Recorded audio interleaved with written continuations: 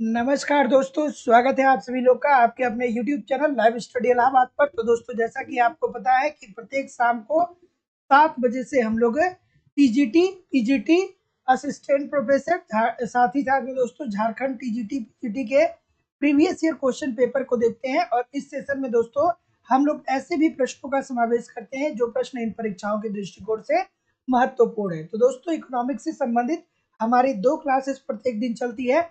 पहली क्लास जो है वो लाइव स्टडी इलाहाबाद के मोबाइल एप्लीकेशन पे होता है दोस्तों। यहाँ पे हम लोग इकोनॉमिक्स के कंप्लीट कॉन्सेप्ट को पढ़ते हैं, क्योंकि कॉन्सेप्ट पढ़ना बहुत ही जरूरी है। अगर जो आपको कॉन्सेप्ट नहीं आता है तो ऐसी स्थिति में बहुत सारे प्रश्न ऐसे होते हैं जिसको आप डायरेक्ट सॉल्व नहीं कर पाएंगे या प्रश्नों को सॉल्व करने में बहुत सारी कठिनाई होती है। साथ ही साथ दोस्तों आपको इकोनॉमिक्स के कंप्लीट नोट्स प्रोवाइड कराए जा रहे हैं सिंपल, सटीक और साधारण भाषा में। इकोनॉमिक्स के साथ ये समस्या होती है कि या तो नोट्स मिलते नहीं है या मिल भी जाते हैं तो इतने कॉम्प्लिकेटेड होते हैं कि समझ में नहीं आता है पढ़ना क्या है छोड़ना क्या है। साथ ही साथ दोस्तों यहाँ पे आपको बहुत सारा टेस्ट सीरीज भी दिया जा रहा है, जिस टेस्ट सीरीज का प्रयोग करके आप अपना इवेल्युएशन कर पाएंगे कि आपके जिस तरीके से आपके पेपर में आपके एग्जाम में पेपर जिस तरीके से पूछा जाता है ठीक और ठीक उसी प्रकार से आप यहाँ पे क्वेश्चन को सॉल्व करेंगे। देखेंगे कि आपकी तैयारी कैसी है और एग्जाम में किस प्रकार के प्रश्न बनते हैं। एग्जाम जब करीब आएगा तो मैं आपका करंट भी कवर करा दूंगा। वैलिडिटी आप कोर्स आपकी लाइफ टाइम होने वाली है। इट मीन्स कि अगर जो आप एक बार एडमिशन लेते हैं तो हमारे साथ तब तक बने रहेंगे जब तक कि आपका सिलेक्शन हो नहीं जाता। आगामी जितनी भी परीक्षाएं होंगी सब में आप हमारे साथ बने रहेंगे। एडमिशन ओपन है, ठीक है। यूपी टीजीटी पीजीटी का बैच अलग है, झारखंड टीजीटी पीजीटी का बैच अलग है दोस्तों। तो एडमिशन ओपन है। एडमिशन लेने के लिए आपको केवल और केवल दोस्तों 2,000 रुपये पेमेंट करना पड़ेगा इस नंबर पे 9415 863 873 पे। गूगल पे, फोन पे या पेटीएम के माध्यम से आप पेमेंट करेंगे और इसका स्क्रीनशॉट आपको इसी व्हाट्सएप नंबर पे सेंड करना पड़ेगा, या एप्लीकेशन का लिंक नीचे डिस्क्रिप्शन बॉक्स में दिया गया है। एप्लीकेशन को डाउनलोड कर लीजिए, वहां से डायरेक्ट भी कोर्स को आप परचेज कर सकते हैं, ठीक है। आगे मूव करेंगे दोस्तों, टीजीटी पीजीटी का टेस्ट सीरीज भी उपलब्ध है। तो यहाँ पे आपको 10 टेस्ट पेपर मिलते हैं और इसके साथ साथ दोस्तों 1250 प्रश्नों का आपको पीडीएफ भी, महत्वपूर्ण प्रश्नों का पीडीएफ भी प्राप्त हो जाएगा, ठीक है। तो इसके लिए आपको 300 रुपीज पेमेंट करके रजिस्ट्रेशन करवाना होगा। और झारखंड टीजीटी पीजीटी का नया बैच स्टार्ट हो चुका है दोस्तों। यहाँ भी आपको video class, notes, test series, previous year सारी चीजें मिलेंगी। तो यहाँ पे भी एडमिशन लेने के लिए इस नंबर पे कॉल या व्हाट्सएप मैसेज कर सकते हैं, ठीक है। इकोनॉमिक्स का कंप्लीट नोट्स भी उपलब्ध है दोस्तों। तो अगर जो इकोनॉमिक्स का सिंपल, सटीक, सरल भाषा में नोट्स प्राप्त करना चाहते हैं तो वो भी उपलब्ध है।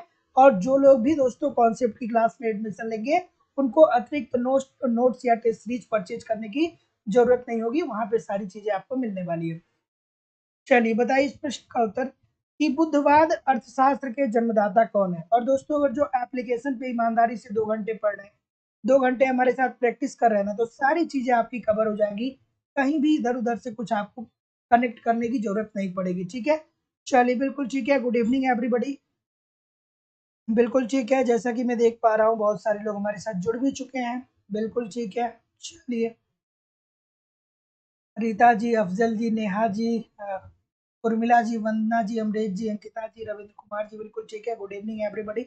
चलिए, तो इस प्रश्न का उत्तर करिए कि बुद्धवादी अर्थशास्त्र के जन्मदाता कौन है, ठीक है। तो क्या उत्तर हो जाएगा भैया, बताइए क्या उत्तर हो जाएगा। ऑप्शन नंबर जैसा कि मैं देख पा रहा हूँ सी की तरफ बहुत सारे लोग जा रहे हैं। सी में ऐसा क्या है भाई, तो जितने लोग भी सी की बात बोल रहे हैं सभी लोग का उत्तर बिल्कुल ठीक है। तो बुद्धवादी अर्थशास्त्र के जो जन्मदाता माने जाते हैं ये ब्रिटिश अर्थशास्त्री थे, जिनका नाम क्या था दोस्तों, E.F. शुमाकर, ठीक है। और ये कब प्रकाश में आता है दोस्तों, 1970 के आसपास, ठीक है। इनकी एक पुस्तक थी जिसका नाम था smile is beautiful. Smile is beautiful Schumacher साहब ने एक पुस्तक लिखी थी और इसी में इन्होंने बुद्धवाद अर्थशास्त्र की बात की थी। और इसमें इन्होंने ये कहा था कि किस तरीके से अर्थशास्त्र के अंतर्गत खपत को अर्थात उपभोग को कम करके अधिकतम कल्याण की प्राप्ति कराई जा सकती है, ठीक है। तो बुद्धवाद अर्थशास्त्र के जो जन्मदाता है ये शुमाकर साहब है। और ये क्या कहते हैं, कि आप अपने खपत को कम करिए, जिससे सामाजिक कल्याण में क्या आएगी, वृद्धि आएगी। तो option number C this is the right answer हो जाएगा। अगला प्रश्न है, एरो के संभाव्यता प्रमेय का तात्पर्य है। चलिए भैया, एरो साहब से प्रश्न आ गया। ठीक है, ठीक है, चलिए एरो साहब की बात हो रही है भाई। बिल्कुल ठीक है। और दोस्तों एक बात मैं आप लोगों को आज कहना चाहूँगा कि बहुत सारे लोग ने मुझे कल विश किया, तो सबको थैंक यू वेरी मच। कुछ लोगों का कमेंट मैं मतलब कुछ लोगों के मैसेज को मैं रीड करके उनको रिप्लाई नहीं दे पाया, कुछ लोगों को रिप्लाई नहीं दे पाया। ठीक है, तो आप मेरी भी समस्याओं को समझिएगा। ठीक है, कल वैसे भी दिन जो था वो थोड़ा सा व्यस्त था और बहुत सारे लोगों का मैसेज पड़ा था, तो ये मेरे लिए थोड़ा-सा पॉसिबल नहीं था। हालाँकि मैं बहुत मेहनत किया होता तो कर सकता था, लेकिन थोड़ा-सा समय नहीं मिला, तो इस वज़ह से मैं कुछ लोगों को रिप्लाई नहीं कर पाया। तो दोस्तों इसके लिए प्लीज़ कोई भी आप अपने बात में अपने दिमाग में बात ना रखिएगा। Thank you very much everybody, but मैंने सबके मैसेजेस को देखा है, ठीक है? चलिए इस प्रश्न का उत्तर आप लोग करिए कि एरो के संभाव्यता प्रमेय का तात्पर्य क्या है? क्या हो जाएगा भैया? तो जैसा कि मैं देख पा रहा हूँ कि बी की तरफ बहुत सारे लोग जा रहे हैं, तो जितने लोग भी बी की तरफ जा रहे हैं दोस्तों, सभी लोग का उत्तर यहाँ पे बिल्कुल ठीक है कि किसी भी सामाजिक निर्णय नियम को बुद्धि संगत विकल्प की कम से कम एक अपेक्षा का उल्लंघन करना चाहिए। तो जितने लोग भी ऑप्शन नंबर क्या बोल रहे हैं, हाँ, ठीक है। तो जितने आप लोग ऑप्शन नंबर क्या बोल रहे हैं, बी बोल रहे हैं, सभी लोग का उत्तर यहाँ पे बिल्कुल ठीक हो जाएगा। तो एरो ने जो संभाव्यता प्रमेय दिया था उसमें क्या कहा था कि किसी भी सामाजिक निर्णय नियम को बुद्धि संगत विकल्प की कम से कम एक अपेक्षा का क्या करना चाहिए, उल्लंघन करना चाहिए। तो option number B according to the question this is the right answer हो जाएगा। अगला प्रश्न आप लोग के सामने ये रहा, सूची 1 को सूची 2 के साथ सुमेलित करिए, है ना? चलिए ठीक है, बिल्कुल ठीक है। केक सबको मिलेगा। जब भी आप प्रयागराज में आइए आप ज़रूर मुलाकात करिए। जब भी मिलेंगे केक मिल जाएगा, उसमें क्या है ना? जब भी मिलेंगे आपको केक मिल जाएगा, पार्टी मिल जाएगी, कोई दिक्कत नहीं है। बताइए इस प्रश्न का उत्तर कि सूची 1 को सूची 2 के साथ सुमेलित करना है। चलिए भाई बताइए। अगर जो बात करें दोहरा कॉल्डोर हिग्स परीक्षण की बात करें दोस्तों, तो इसका संबंध किससे है? सिटोवास्की साहब से है ना? बहुत बार हम लोगों ने देखा था। क्षतिपूर्ति सिद्धांत की बात करें दोस्तों, तो केल्डार और हिग्स का नाम क्षतिपूर्ति सिद्धांत से जुड़ा है। केल्डार और हिग्स कहाँ पे हैं? बिल्कुल ठीक है, ठीक है। क्षतिपूरक सिद्धांत काल्डोर और हिग्स से जुड़ा है। सामाजिक कल्याण का कार्य की बात करें दोस्तों, तो वर्गर्सन साहब आते हैं, बिल्कुल ठीक है। और असंभावितता प्रमेय की बात करें तो ये दोस्तों एरो साहब आते हैं। अभी हम लोगों ने पिछले उसमें देखा ही है, ठीक है। पिछले जो क्वेश्चन था उसमें देखा था हम लोगों ने। अगला प्रश्न, पेरेटो स्तंभ की स्थिति किसके अंतर्गत सही रहती है? चलिए बताइए, ठीक है। जी बिल्कुल ठीक है। सभी लोग का बहुत बहुत धन्यवाद, ठीक है। चलिए बताइए इस प्रश्न का उत्तर कि पेरेटो इष्टतमता की स्थिति किसके अंतर्गत सही रहती है? तो क्या उत्तर हो जाएगा?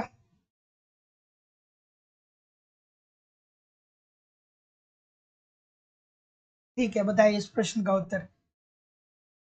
ठीक है, क्या उत्तर होगा भाई? ऑप्शन नंबर ए की तरफ कुछ लोग जा रहे हैं, और कोई? बिल्कुल ठीक है, बिल्कुल ठीक है। तो जितने लोग भी ए के तरफ मूव कर रहे हैं, सभी लोग का उत्तर यहाँ पे दोस्तों बिल्कुल सही है। पेरेटो इष्टतमता की स्थिति किसके अंतर्गत सही है? तो पूर्ण प्रतियोगिता के अंतर्गत। और ये क्या कहते हैं कि एक के कल्याण में वृद्धि तभी किया जा सकता है जब दूसरे के कल्याण में क्या किया जाए, कमी किया जाए। तो ये पूर्ण प्रतियोगिता से संबंधित है। Option number A this is the right answer हो जाएगा। अगला, उत्पादन तथा उपभोग में पेरेटो इष्टतमता का बिंदुपथ किसके द्वारा दर्शाया जाता है? चलिए बताइए।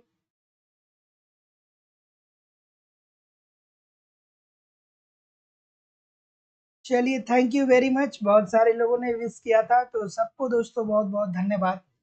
फिर एक बार बोलता हूँ, कुछ लोग को रिप्लाई दे पाया, कुछ लोगों को नहीं दे पाया कुछ कारणों की वजह से, ठीक है। बट मैं आप सभी लोग के मैसेजेस को देखा था, तो thank you very much everybody. Future में कभी किया जाएगा बर्थडे पार्टी थोड़ी-सी लंबी सेलिब्रेट, ठीक है? सबको बुलाऊँगा, है ना? चलिए, बताइए कि उत्पादन तथा उपभोग में पेरेटो इष्टतमता का बिंदु पथ किसके द्वारा दर्शाया जाता है? क्या क्या उत्तर हो जाएगा भैया? तो ऑप्शन नंबर जैसा कि मैं देख पा रहा हूँ कि बी की तरफ कुछ लोग मूव कर रहे हैं। जितने लोग भी बी बोल रहे हैं बिल्कुल ठीक बोल रहे हैं दोस्तों। उपयोगिता संभाव्यता वक्र के द्वारा, ठीक है। तो उत्पादन तथा उपभोग में पेरेटो इष्टतमता का जो बिंदु होता है वो किसके द्वारा दर्शाया जाता है? उपयोगिता संभाव्यता वक्र के द्वारा, क्योंकि एक की उपयोगिता कम किए बिना दूसरे की उपयोगिता को बढ़ाया नहीं जा सकता है। तो जाहिर सी बात है कि उपयोगिता की ही तो बात होगी ना भाई। तो ऑप्शन नंबर क्या हो जाएगा? B, this is the right answer हो जाएगा।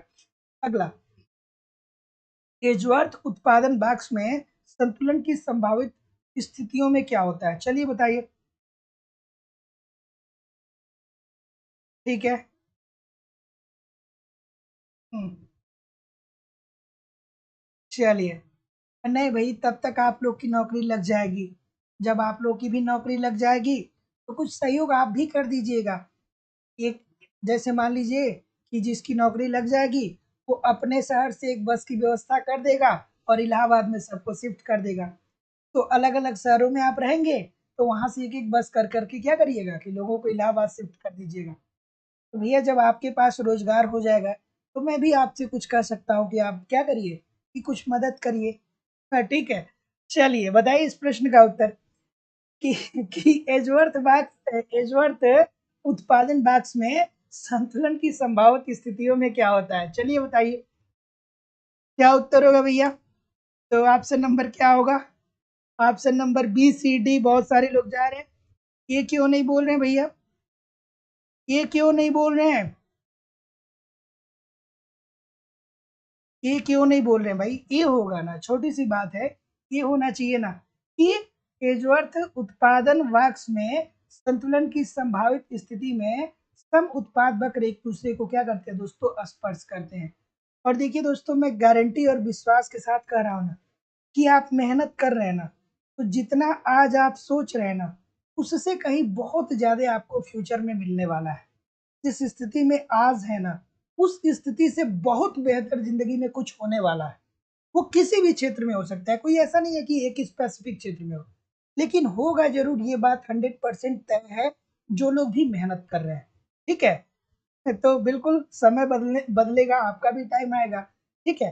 तो बिल्कुल निराश ना होइए, सब कुछ सही होने वाला है। चलिए, कि उत्पादन एजवर्थ उत्पादन बॉक्स में संतुलन की संभावित स्थितियों में सब उत्पादन वक्र एक दूसरे को क्या करते हैं दोस्तों? स्पर्श करते हैं। थोड़ा सा कंसंट्रेट करते हैं क्लास पे, ठीक है। बातचीत का मैटर थोड़ा सा कम करते हैं, कंसंट्रेट करते हैं क्लास पे, क्योंकि मुझे लग रहा है कि थोड़ी सी क्लास गड़बड़ हो रही है। चलिए बताइए इस प्रश्न का उत्तर। अभी कथन दिया गया है, कारण दिया गया है। कथन में दिया गया है कि सार्वजनिक वस्तुओं का अस्तित्व पेरेटो इष्टतमता की प्राप्ति में बाधक है। क्या ये बात ठीक है? और कारण दिया गया है कि सार्वजनिक वस्तु से प्राप्त सीमांत लाभ का मूल्यांकन व्यक्तियों के बीच भिन्न भिन्न होते हैं। क्या ये बात ठीक है?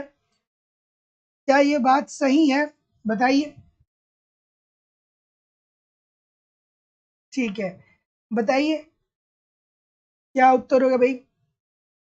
ऑप्शन नंबर जैसा कि मैं देख पा रहा हूँ, बी बोल रहे हैं भैया कि ए बोल रहे हैं? क्या होगा? ए होगा या बी होगा? बताइए। अच्छी सी बात है, प्यारी सी बात है, ठीक है। तो देखिए, एक बात को हमारे यहाँ पे समझने का प्रयास करिएगा कि सार्वजनिक वस्तुओं में सार्वजनिक वस्तुओं का इष्टतम पेरेटो अस्तित्व पेरेटो इष्टतमता की प्राप्ति में बाधक है। बात भैया बिल्कुल ठीक है, क्योंकि जो सार्वजनिक वस्तुएं होती हैं उस पे किसी की उपयोगिता को कम करके दूसरे की उपयोगिता को नहीं बढ़ाया जाता है। सबकी उपयोगिता समान होती है। लेकिन पेरेटो साहब कहते हैं कि भैया एक की उपयोगिता को कम करिए तो दूसरे की उपयोगिता क्या होगी? बढ़ेगी। तो ये तो बात भैया 100% ठीक है कि सार्वजनिक वस्तुओं का अस्तित्व अस्तित्व में पेरेटो इष्टतमता की प्राप्ति में बाधक है, तो बात तो 100% ठीक है ये वाला। सार्वजनिक वस्तु से प्राप्त सीमांत लाभ का मूल्यांकन व्यक्तियों के बीच क्या होता है दोस्तों, भिन्न भिन्न होता है। तो बात तो ये भी अच्छा है दोस्तों, बात तो ये भी प्यारा सा है। अगर जो एक आपके मोहल्ले में क्या किया गया दोस्तों कि एक ओपन जिम बनाया गया सरकार के द्वारा, तो जो मजदूर वर्ग होगा वो भाई मजदूरी कर रहा है, तो उसको जिम से क्या मतलब है, उसके पास समय भी होगा तो वो जिम नहीं जाएगा, क्योंकि भैया वो श्रम दान ही कर रहा है। तो उसके लिए क्या है दोस्तों, उसकी उपयोगिता कम है। जो लोग घर में बैठ के क्या कर रहे हैं, काफी पेन चला रहे हैं, उनको एक्सरसाइज की जरूरत है, तो वो जाके एक्सरसाइज करेंगे, तो उनके लिए उपयोगिता क्या है दोस्तों, ज्यादा है। तो उपयोगिता तो भिन्न भिन्न होती है सार्वजनिक वस्तुओं के संदर्भ में, तो बात यहाँ पे दोस्तों बिल्कुल ठीक है। लेकिन यहाँ पे दोस्तों पेरेटो इष्टतमता की बात कर रहा है, और ये क्या, ये सार्वजनिक वस्तु से प्राप्त सीमांत लाभ का मूल्यांकन व्यक्तियों के बीच भिन्न भिन्न होता है, ये तो एक अलग कंडीशन है ना, और यह एक अलग कंडीशन है। तो जितने लोग भी ऑप्शन नंबर क्या बोल रहे हैं, बी बोल रहे हैं, सभी लोग का उत्तर है दोस्तों बिल्कुल ठीक हो जाएगा। ए और आर दोनों सही है, और आर सही व्याख्या नहीं कर रहा है। तो जितने लोग भी ऑप्शन नंबर क्या बोल रहे हैं, बी बोल रहे हैं, बिल्कुल ठीक बोल रहे हैं। अगला प्रश्न, चलिए भैया कथन बताइए, इस प्रश्न का उत्तर करिए। चलिए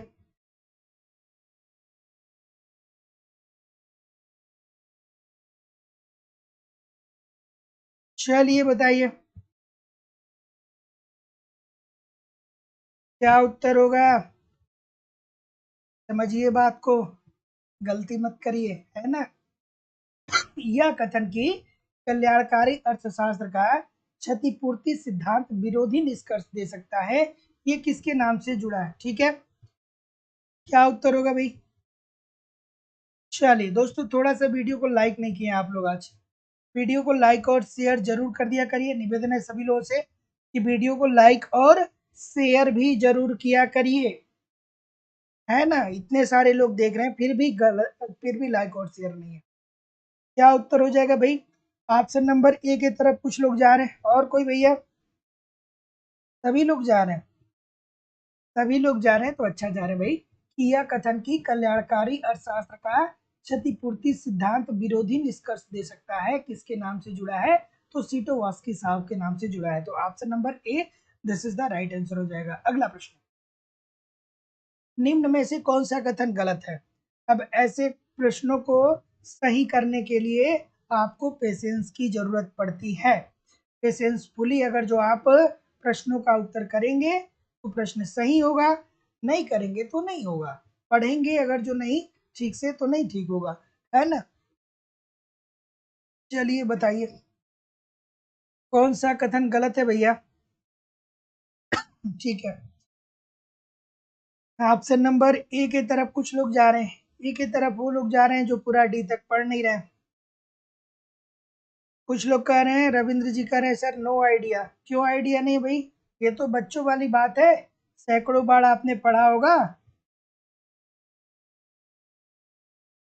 ये क्षतिपूरक व्यय का अर्थ होता है, बचत का बजट थोड़ी होता है, ये घाटे का बजट होता है ना भाई, ये घाटे का बजट होता है ना। इसके अंतर्गत सरकार की जो आय होती है वो कम होती है, व्यय जो होता है दोस्तों वो ज्यादा होता है, तो ये घाटे का बजट होता है ना दोस्तों। तो जितने लोग भी ऑप्शन नंबर डी कर रहे हैं बिल्कुल ठीक बोल रहे हैं। देखिए एक दो लोग जो ठीक नहीं कर रहे हैं वो इसीलिए नहीं कर पा रहे हैं कि प्रश्न को पूरा नहीं पढ़ रहे, पूरा पढ़ते तो बहुत आराम से कर देते।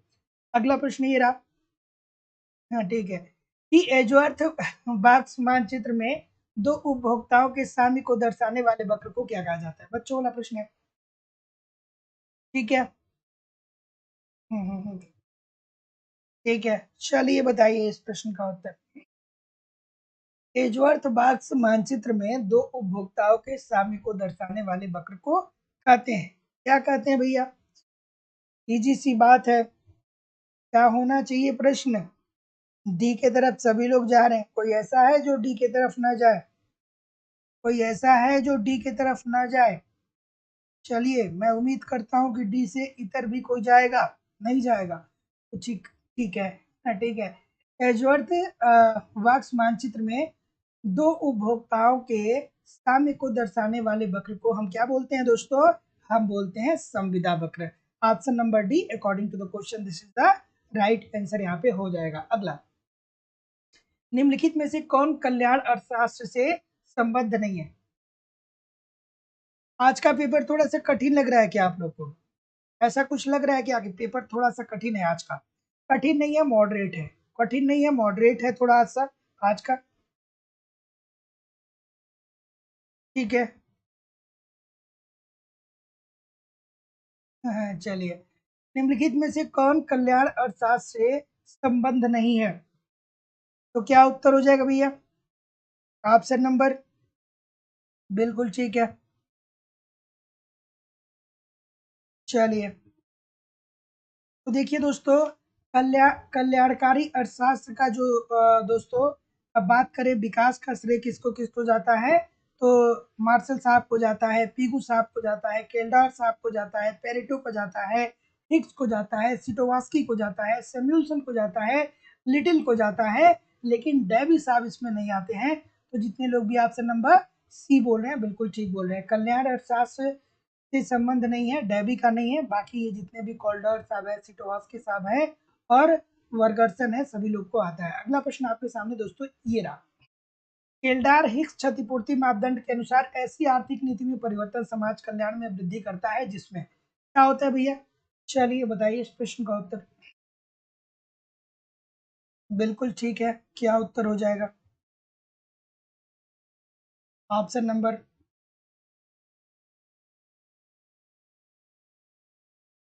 चलिए ऑप्शन नंबर क्या होगा? गलती नहीं होना चाहिए, बच्चों वाली बात है। ठीक है ना? क्या उत्तर हो जाएगा भाई? बी होगा ना, बच्चों वाली बात है ना, है कि नहीं?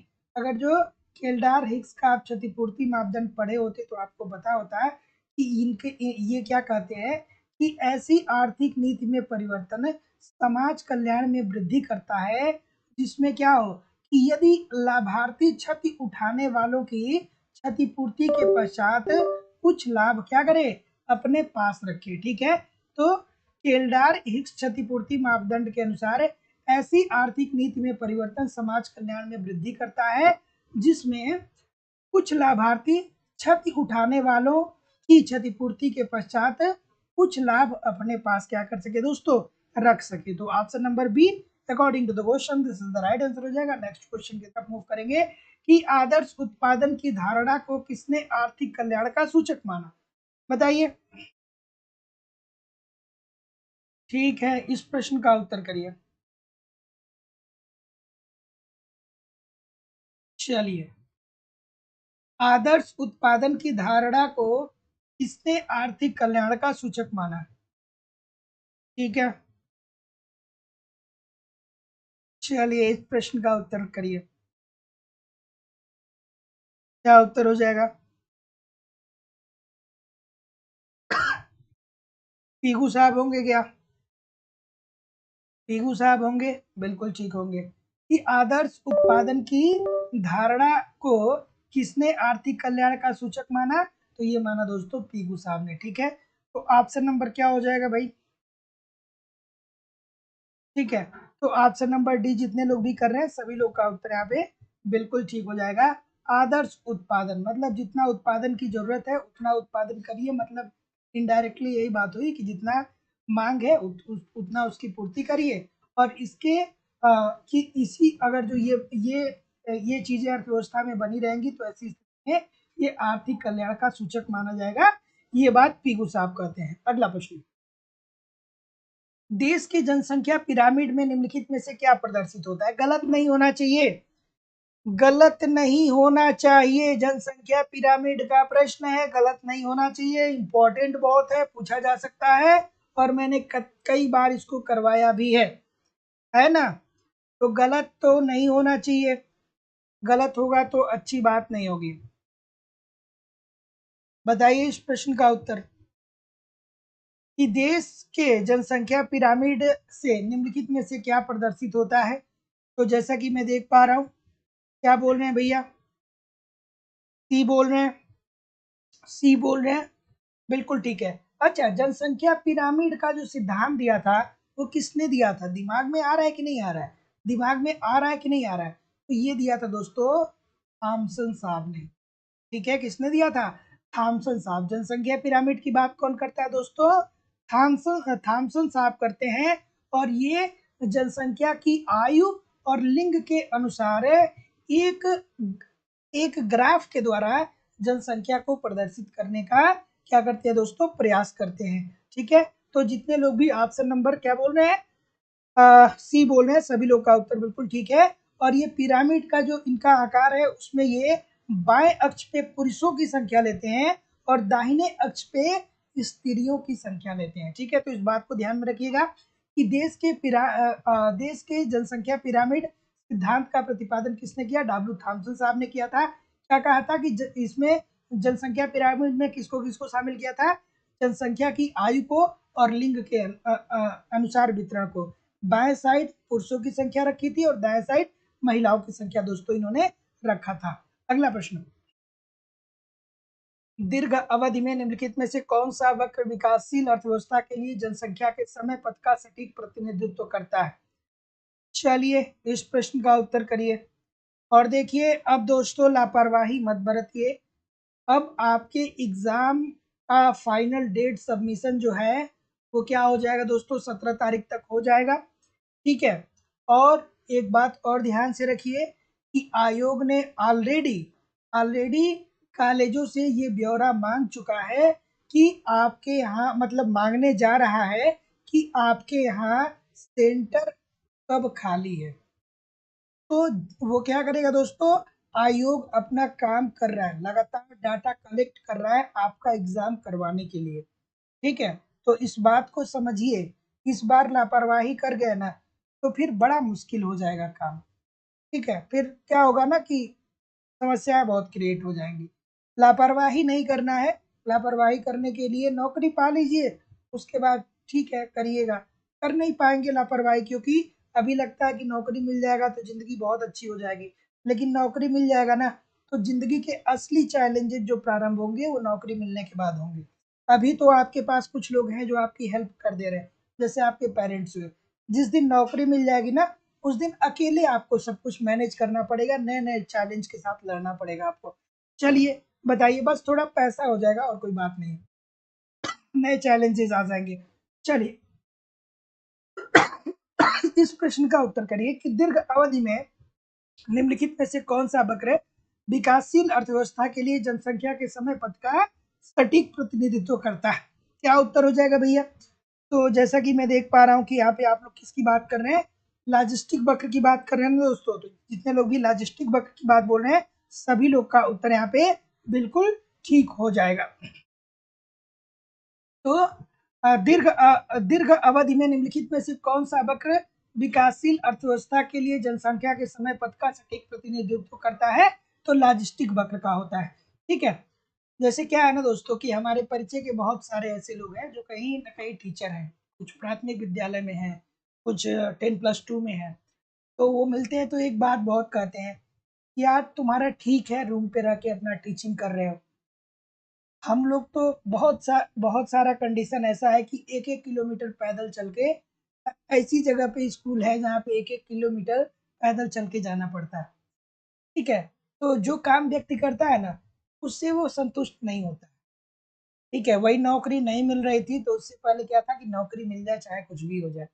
चलिए बताइए, तो सबकी अपनी अपनी प्रॉब्लम है। चलिए बताइए कि इष्टतम जनसंख्या उस बिंदु पे होगा जब, कब होगा भैया?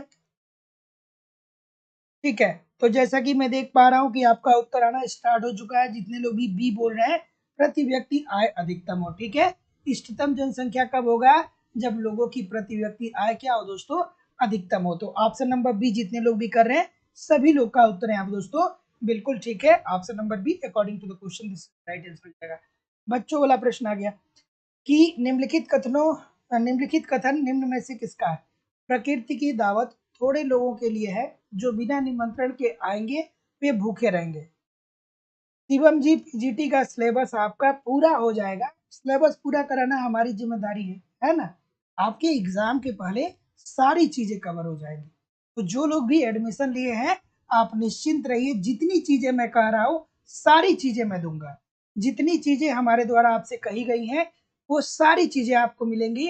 आपकी पूरी प्रॉपर क्लास दोस्तों, जितनी भी क्लासेस अभी तक हुई है उसको ईमानदारी से, अगर जो आज से भी 2-2 क्लास देखना शुरू कर देंगे सिंसियरिटी से, तो पूरा सिलेबस आपका कवर हो जाएगा, केवल और केवल दोस्तों एग्जाम के आने आने तक। ठीक है, छोटा छोटा क्लास इसीलिए मैं डाला हूँ, 20 मिनट 30 मिनट का क्लास में डाला हूँ। अगर जो एक एक डेढ़ घंटे भी कॉन्सेप्ट की क्लास पढ़ते रहे, टेस्ट सीरीज पूरा वहां पे ज्वाइन करते रहे, जो नोट्स दे रहा हूँ उसको ईमानदारी से पढ़ते रहे, साथ ही साथ जो प्रीवियस ईयर का 10 साल 11 साल का पेपर दे रहा हूँ उसको बार बार रिवाइज करते रहे। ठीक है, कहीं भी इधर उधर से कुछ नहीं पूछेगा, सारा करंट में कवर करा दूंगा। यूट्यूब पे प्रैक्टिस करिए, कहीं भी इधर उधर भटकने की जरूरत नहीं, कहीं से भी कुछ कलेक्ट करने की जरूरत नहीं है। तो जो लोग एडमिशन लिए हैं वो निश्चिंत रहिए, और जो लोग भी एडमिशन नहीं लिए हैं दोस्तों, आप यथाशीघ्र एडमिशन ले सकते हैं। लाइव स्टडी इलाहाबाद के मोबाइल एप्लीकेशन पे सब कुछ आपको वहाँ पे अवेलेबल करा दिया गया है। तो एडमिशन ओपन है, एडमिशन की फीस केवल और केवल 2,000 रुपया दोस्तों। तो 2,000 रुपया आपको पेमेंट करना पड़ेगा इस नंबर पे, गूगल पे, फोन पे या पेटीएम के माध्यम से, और इसका स्क्रीनशॉट आपको इसी व्हाट्सएप नंबर पे सेंड करना पड़ेगा। कोई भी इंक्वायरी हो तो इस नंबर पे कॉल कर लीजिए या व्हाट्सएप मैसेज कर लीजिए। तो जैसा कि मैं देख पा रहा हूँ, क्या उत्तर आ रहा है भैया? ऑप्शन नंबर सी बोल रहे हैं ना? तो जितने लोग भी थॉमसन की बात बोल रहे हैं सभी लोग का उत्तर यहाँ पे बिल्कुल ठीक है। तो प्रकृति की दावत थोड़े लोगों के लिए है, जो बिना निमंत्रण के आएंगे वो भूखे मरेंगे। ये किसने कहा था दोस्तों? थॉमसन साहब ने कहा था। और देखिए दोस्तों, पिछले वैकेंसी में भी आप लोग हमारे साथ मौजूद थे, उस टाइम भी मैंने कहा था कि मैं जितना करवा रहा हूँ उतना आप कर लीजिए, आपका सब कुछ कवर हो जाएगा। और सब कुछ कवर हुआ था। 2-4 प्रश्न अगर जो इधर उधर हो जाए तो भैया उसकी तो गारंटी कोई नहीं ले सकता है, लेकिन सब कुछ दोस्तों कवर हुआ था। तो इस बार तो मैं और बड़ा एफर्ट कर रहा हूँ, इस बार पूरा कॉन्सेप्ट दे रहा हूँ, इस बार पूरा करंट दे रहा हूँ आपको, इस बार टेस्ट सीरीज दे रहा हूँ, इस बार आपको प्रीवियस ईयर का पेपर दे रहा हूँ, यूट्यूब पे इतना प्रैक्टिस करा रहा हूँ, कहीं भी इधर उधर भटकने की जरूरत नहीं। सारी चीजें दोस्तों यहाँ पे मौजूद है, बशर्ते जितना ईमानदारी से मैं कार्य कर रहा हूँ उतना ईमानदारी से आप भी कार्य करिए। चलिए बताइए इस प्रश्न का उत्तर। निम्नलिखित में से कौन सा जीवन सारणी का भाग नहीं है? इसमें से कौन जीवन सारणी का भाग नहीं है? थोड़ा सा वीडियो को लाइक और शेयर भी कर दीजिए। ठीक है, बिल्कुल ठीक है। तो ऑप्शन नंबर क्या हो जाएगा? डी के तरफ जा रहे हैं ना? तो जितने लोग भी डी बोल रहे हैं सभी लोग का उत्तर है आप दोस्तों बिल्कुल ठीक हो जाएगा कि जीवन सारणी के अंतर्गत आयु विशिष्ट जन्म दर का आकलन किया जा सकता है। नहीं भैया, इसका आकलन नहीं होता है। तो जितने लोग भी ठीक है डी बोल रहे हैं सभी लोग का उत्तर यहाँ पे दोस्तों बिल्कुल ठीक हो जाएगा। तो निम्नलिखित में से कौन सा जीवन सारणी का भाग नहीं है? तो इसके अंतर्गत, जीवन सारणी के अंतर्गत क्या आता है? यह आयु विशिष्ट मृत्यु दर दर्शाती है। आयु विशिष्ट जीवन प्रत्याशा का आकलन किया जा सकता है, और किसी खास वर्ष तक जीवित रहने की संभावना का आकलन किया जा सकता है। तो जितने लोग भी डी बोल रहे हैं सभी लोग का उत्तर बिल्कुल ठीक है। सीमन जी कह रहे हैं कोई दिक्कत हो तो देखिए, कोई दिक्कत होता है तो अगर जो किसी की समस्या है आप अपनी समस्या को बताते हैं तो मैं समझने का प्रयास करता हूं। और बहुत सारे लोगों ने ऐसा एडमिशन लिया है कि उसमें मैं कंप्रोमाइज करता हूं। खुद से मुझे अगर जो एप्लीकेशन पे पेमेंट करना होता है तो मैं कर देता हूं, लेकिन आपकी जो प्रॉब्लम है वो जेन्युइन होनी चाहिए। ठीक है, जेन्युइन प्रॉब्लम है तो आप लोग के साथ मैं खड़ा हूं, अगर जो जेन्युइन प्रॉब्लम नहीं है तो फिर ये चीज ठीक नहीं है। चलिए अगला प्रश्न ये रहा कि जनसंख्या संक्रमण का अभिप्राय क्या है? चलिए, जनसंख्या संक्रमण का अभिप्राय क्या है? क्या उत्तर होगा भैया? ऑप्शन नंबर, जैसा कि मैं देख पा रहा हूं, बी बोल रहे हैं। किसने दिया था जनसंख्या संक्रमण का सिद्धांत? डब्ल्यू थॉमसन साहब ने दिया था ना? तो गलती नहीं होना चाहिए ना?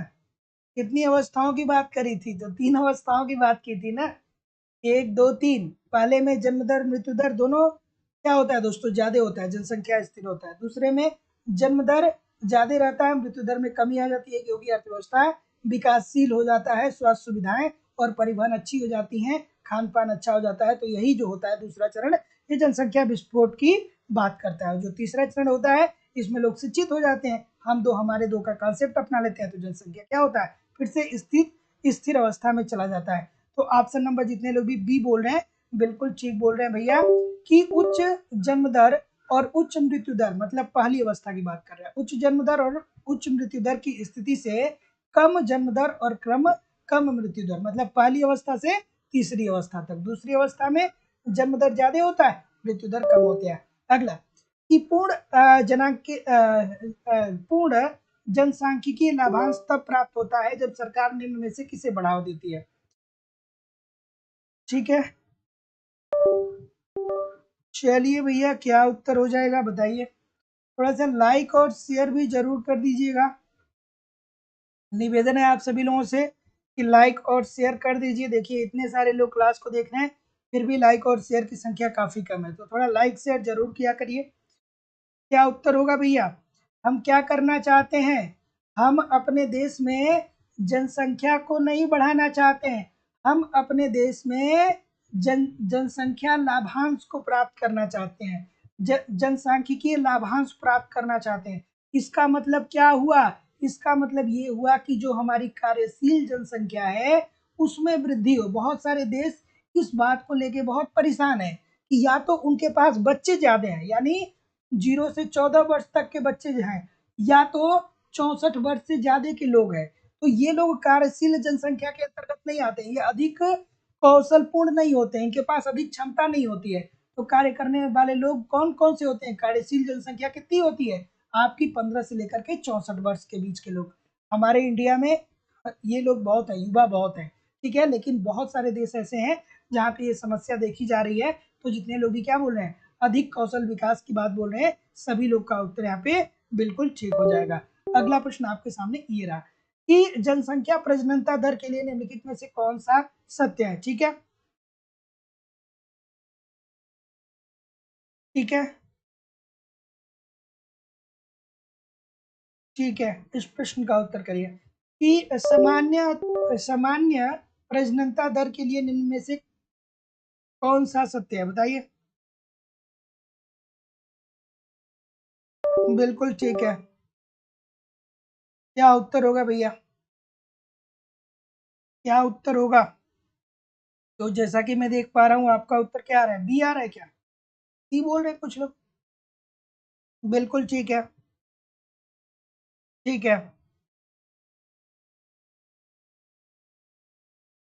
ठीक है। तो इसके अंतर्गत क्या होता है कि किसी वर्ष में कुल जन्मे कुल जन्मे शिशु और स्त्रियों का अनुपात लिया जाता है। ये अनुपात किस में होता है, 1000 में होता है। तो ये क्या होता है दोस्तों, ये होता है, यह प्रजननता का एक संभाव्य माप होता है। तो जितने लोग भी बी बोल रहे हैं सभी लोग का उत्तर बिल्कुल ठीक है। तो सामान्य प्रजननता दर के लिए निम्नलिखित में से कौन सा सत्य है, तो यह प्रजननता का एक संभाव्य माप होता है। अगला प्रश्न आपके सामने ये रहा, बताइए कि किसी राष्ट्र की जनांकिकीय लाभांश की घटना किससे संबंधित है। फिर वही बात आ गई, जनांकिकीय लाभांश में क्या होगा, कार्यशील जनसंख्या में वृद्धि होगी, युवा जो होंगे वो ज्यादा होंगे, वृद्ध कम होंगे, बच्चे कम होंगे। ठीक है, बताइए इस प्रश्न का उत्तर, क्या उत्तर होगा भैया? बिल्कुल ठीक है। तो जैसा कि मैं देख पा रहा हूँ कि आपका उत्तर क्या आ रहा है, डी बोल रहे हैं।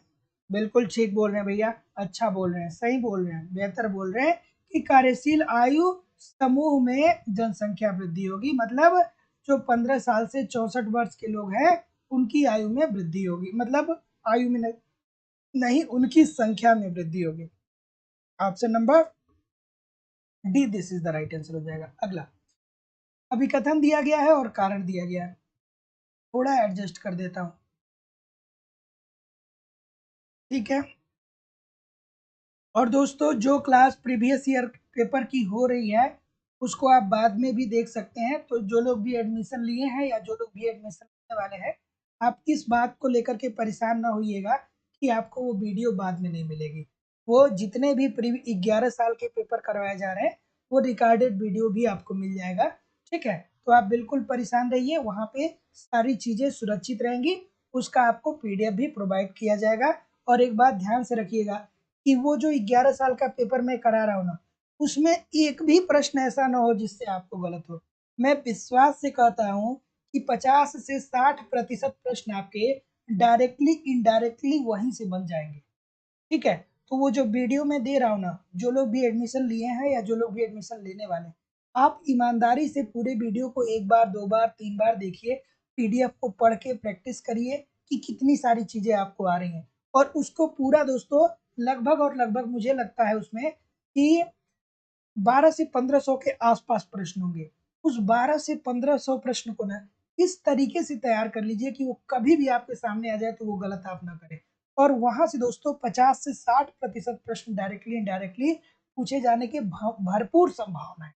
तो जो लोग एडमिशन लिए हैं वो बड़े आराम से उसको देखते रहिए। जो लोग एडमिशन नहीं लिए हैं वो केवल 250 रुपया पेमेंट करके दोस्तों आप आराम से उसको देख सकते हैं। ठीक है, इसी नंबर पे आपको पेमेंट करना होगा। ठीक है, चलिए अगला प्रश्न आपके सामने ये रहा। अभिकथन दिया गया है और कारण दिया गया है, क्या उत्तर होगा भैया? ऑप्शन नंबर क्या बोल रहे हैं आप लोग? बी बोल रहे हैं। निक्की खान जी, 1 बजे वाली क्लास कल भी चली थी, आज कल नहीं चली थी, परसों चली थी, आज चली थी। कहाँ थी आप? क्लास हुई थी, 1 बजे वाली क्लास हुई थी। अब जो क्लास हुई थी उसकी रिकॉर्डेड हमें लग रहा है कि ठीक है, हमें लग रहा है कि 6 से 7 घंटे बाद वो वीडियो अपलोड होगी, क्लास चली थी। चलिए इस प्रश्न का उत्तर करिए, क्या उत्तर हो जाएगा? ठीक है, नोटिफिकेशन 100% गया होगा, ऐसा हो ही नहीं सकता है कि नोटिफिकेशन नहीं गया होगा। क्या उत्तर होगा भैया?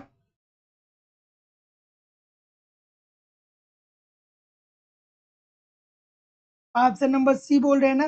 तो जितने लोग भी सी बोल रहे हैं बिल्कुल ठीक बोल रहे हैं कि भारत में जनांकिकीय लाभांश की व्यापक संभावना है। बात भैया ये तो 100% ठीक है, कार्यशील जनसंख्या में वृद्धि हो रही है और भारत की जनसंख्या वृद्धि दर में कमी आ रही है। क्या ये बात ठीक है? क्या ये बात ठीक है? तो बात भैया तो ये भी ठीक है कि मतलब जिस तेजी से हम पहले बढ़ रहे थे उससे अब कहीं ना कहीं जनसंख्या वृद्धि तो लगातार हो रही है, इसमें कोई डाउट नहीं है, लेकिन दर में कहीं ना कहीं पिछले के मुकाबले कमी आ रही है। तो ऑप्शन नंबर क्या हो जाएगा? जितने लोग भी सी बोल रहे हैं, ए और आर दोनों सत्य है, परंतु ए आर का सही व्याख्या नहीं कर रहा है। ठीक है, भारत में जनांकिकीय लाभांश मतलब कार्यशील जनसंख्या में वृद्धि हो रही है, जो 15 से 64 साल के लोग हैं उसमें वृद्धि हो रही है, और जनसंख्या भारत की जनसंख्या वृद्धि दर में कमी आ रही, तो इसका क्या मतलब है? तो ऑप्शन नंबर सी हो जाएगा ना। तो जितने लोग भी सी बोल रहे हैं ठीक बोल रहे हैं। अगला प्रश्न कि भारत में नवजात शिशु मृत्यु दर के संदर्भ में अवधि क्या है? चलिए देखिए, मैं इसीलिए छोटी छोटी वीडियो बना के आपको देता हूँ कि देखिए कैसे क्लास देख पाएंगे। ठीक है, एक बार आपने देख लिया तो दूसरी बार फिर मिस्टेक क्यों कर दिया? आप अब ये सोचेंगे कि सब नोटिफिकेशन आएगा तो देखेंगे। हो सकता हो कि आपके मोबाइल में उस टाइम नेटवर्क ना रहा हो तो आपको नोटिफिकेशन ना मिला हो, तो आपको तो ये जानना चाहिए ना, उस टाइम लाइव वाले सेक्शन में जाके देखना चाहिए था। जो लाइव क्लासेस थी उसके सेशन में जाके देखना चाहिए था, आपको मिल गया होता। आज 2 पेपर हुआ है, 2002 का और 2003 का हुआ था। चलिए कोई दिक्कत नहीं है, रिकॉर्डेड क्लास होगी, मिल जाएगी, देख लीजिएगा। क्या उत्तर होगा भैया? ऑप्शन नंबर सी की तरफ कुछ लोग जा रहे हैं, और कोई भाई? सी की तरफ बहुत सारे लोग जा रहे हैं, ऐसा क्यों हो रहा है? तो जितने लोग भी सी बोल रहे हैं सभी लोग का उत्तर यहाँ पे बिल्कुल ठीक है। तो भारत में नवजात शिशु मृत्यु दर की संदर्भ अवधि क्या होती है? तो जन्म के 28 दिन। ठीक है, मतलब 1000 में कितने 1000 में कितने बच्चों की मृत्यु हो गई और कितने बच्चे जीवित रह गए। तो नवजात शिशु की मृत्यु दर जो है वो उसकी अवधि क्या है? 28 दिन की है। ठीक है, 28 दिन के अंदर अंदर देखा जाता है। अगला प्रश्न, जीवन सारिणी में निम्नलिखित में से कौन सा उपयुक्त नहीं बैठेगा? चलिए जीवन सारिणी की बात कर रहा है दोस्तों, चलिए इस प्रश्न का उत्तर करिए। जीवन सारिणी में क्या व्यक्त होता है? जीवन सारिणी में भैया यही तो व्यक्त होता है ना कि आयु समूह लिया जाता है, लोगों का आयु समूह लिया जाता है और बाएं साइड पुरुषों को रखा जाता है, पुरुषों की संख्या रखी जाती है और दाहिने साइड महिलाओं की संख्या ली जाती है, और फिर दोस्तों क्या किया जाता है कि गणना किया जाता है। ठीक है, तो क्या उत्तर हो जाएगा ऑप्शन नंबर? ठीक है, ठीक है। तो ऑप्शन नंबर जैसा कि मैं देख पा रहा हूँ कि सी बोल रहे हैं क्या, और कोई कुछ लोग डी भी बोल रहे हैं। देखिए ध्यान से पढ़िएगा दोस्तों, यहाँ पे जितने लोग भी सी बोल रहे हैं सबका उत्तर ठीक होगा, और जो डी बोल रहे हैं सबका उत्तर गलत होगा। ठीक है, तो आयु विशिष्ट जन्म दर का जीवन सारणी से निकाला जा सकता है। तो ये दोस्तों जन्म दर की बात नहीं होती है यहाँ पे दोस्तों, लोगों के का क्या किया जाता है दोस्तों, आकलन किया जाता है, जनसंख्या का आकलन आकलन किया जाता है। जन्म दर का इसका कोई संबंध नहीं है, पुरुषों और स्त्रियों की संख्या ली जाती है। ठीक है, न कि नवजात शिशु की, और मतलब इस तरीके से लोगों के जन्म को नहीं देखा जाता है, बच्चों के जन्म को। अगला, जनसंख्या का इष्टतम सिद्धांत निम्नलिखित में से किसके बीच संबंध बताता है? जनसंख्या का इष्टतम सिद्धांत क्या कहता है? जनसंख्या कब इष्टतम में होगा? जब देश की प्रति व्यक्ति आय क्या होगी, अधिक होगी। दिमाग में आनी चाहिए ये बात, नहीं आ रही है तो आनी चाहिए। ठीक है, कि जनसंख्या का इष्टतम सिद्धांत में क्या होता है, प्रति व्यक्ति आय क्या होता है दोस्तों, मैक्सिमम होता है। चलिए क्या उत्तर हो जाएगा बताइए। ठीक है,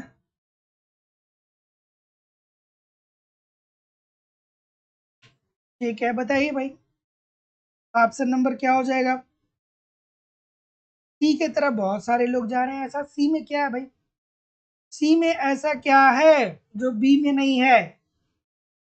सी में ऐसा क्या है जो बी में नहीं है? बच्चों वाली बात है, एक तरफ अगर जो शुरू के 4 लोग चले गए तो सभी लोग ही चले जाएंगे। भैया इसमें कार्यशील जनसंख्या की बात कहाँ होती है?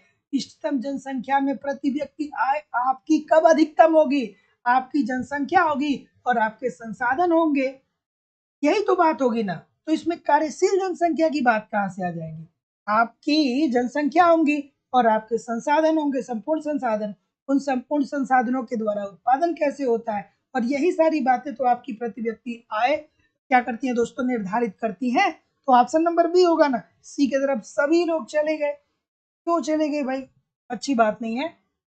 अगला, जना जना जनसा जन जन सांख्यिकीय संक्रमण सिद्धांत के निम्न चरण है। 3 चरण बार बार अनेकों बार हम लोगों ने देखा। चलिए बताइए इस प्रश्न का उत्तर, इस प्रश्न का उत्तर बताइए भैया, क्या उत्तर होगा? जो लोग लाइक और शेयर नहीं कर रहे हैं ना, उनको ऐसी जगह कॉलेज मिले जो थोड़ा सा इंटीरियर हो। नौकरी तो मिले लेकिन ऐसी जगह कॉलेज मिले जो थोड़ा इंटीरियर हो। थोड़ा लाइक शेयर किया करिए, और बच्चे बहुत शैतान मिले, ठीक है, परेशान करने वाले मिले।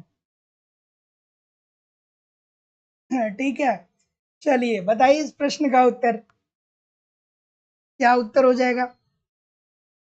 ठीक है, तो ऑप्शन नंबर क्या हो जाएगा?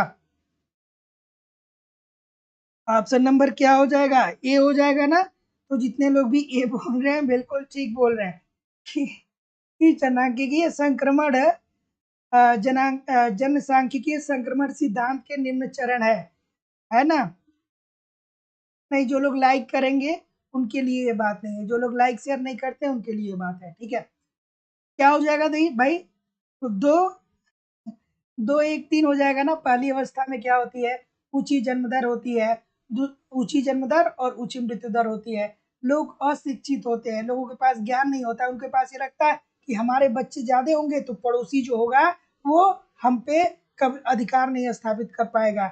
लोगों को के पास कम शिक्षा होती है, लोगों के पास अच्छी चीजें खाने के लिए नहीं होती है, तो इसलिए उनकी उपभोग प्रवृत्ति अच्छी नहीं होती है। तो भैया स्वास्थ्य सुविधाएं भी ठीक वो नहीं ले पाते हैं, तो इसलिए जन्म भी ज्यादा होता है, मृत्यु भी ज्यादा होता है। दूसरी अवस्था में क्या होता है दोस्तों, कि यहाँ पे अब अर्थव्यवस्था थोड़ी आगे बढ़ चल चुकी होती है, विकासशील हो चुकी होती है, तो स्वास्थ्य संरचना अच्छी हो जाती है, तो जन्म दर तो वैसे ही बना जाता है। लेकिन क्योंकि अभी व्यापक पैमाने पे निरक्षरता विद्यमान रहती है जो हमारे देश में अभी है, ठीक है, और निम्न मृत्यु दर हो जाता है क्योंकि लोग की उपभोग प्रवृत्ति, और साथ ही साथ में दोस्तों क्या होता है कि उपभोग प्रवृत्ति अच्छी हो जाती है और स्वास्थ्य सुविधाएं लोग अच्छा लेते हैं।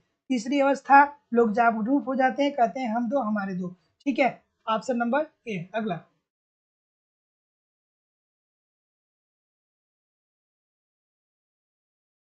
ठीक है, ठीक है, चलिए बताइए। ठीक है, चलिए।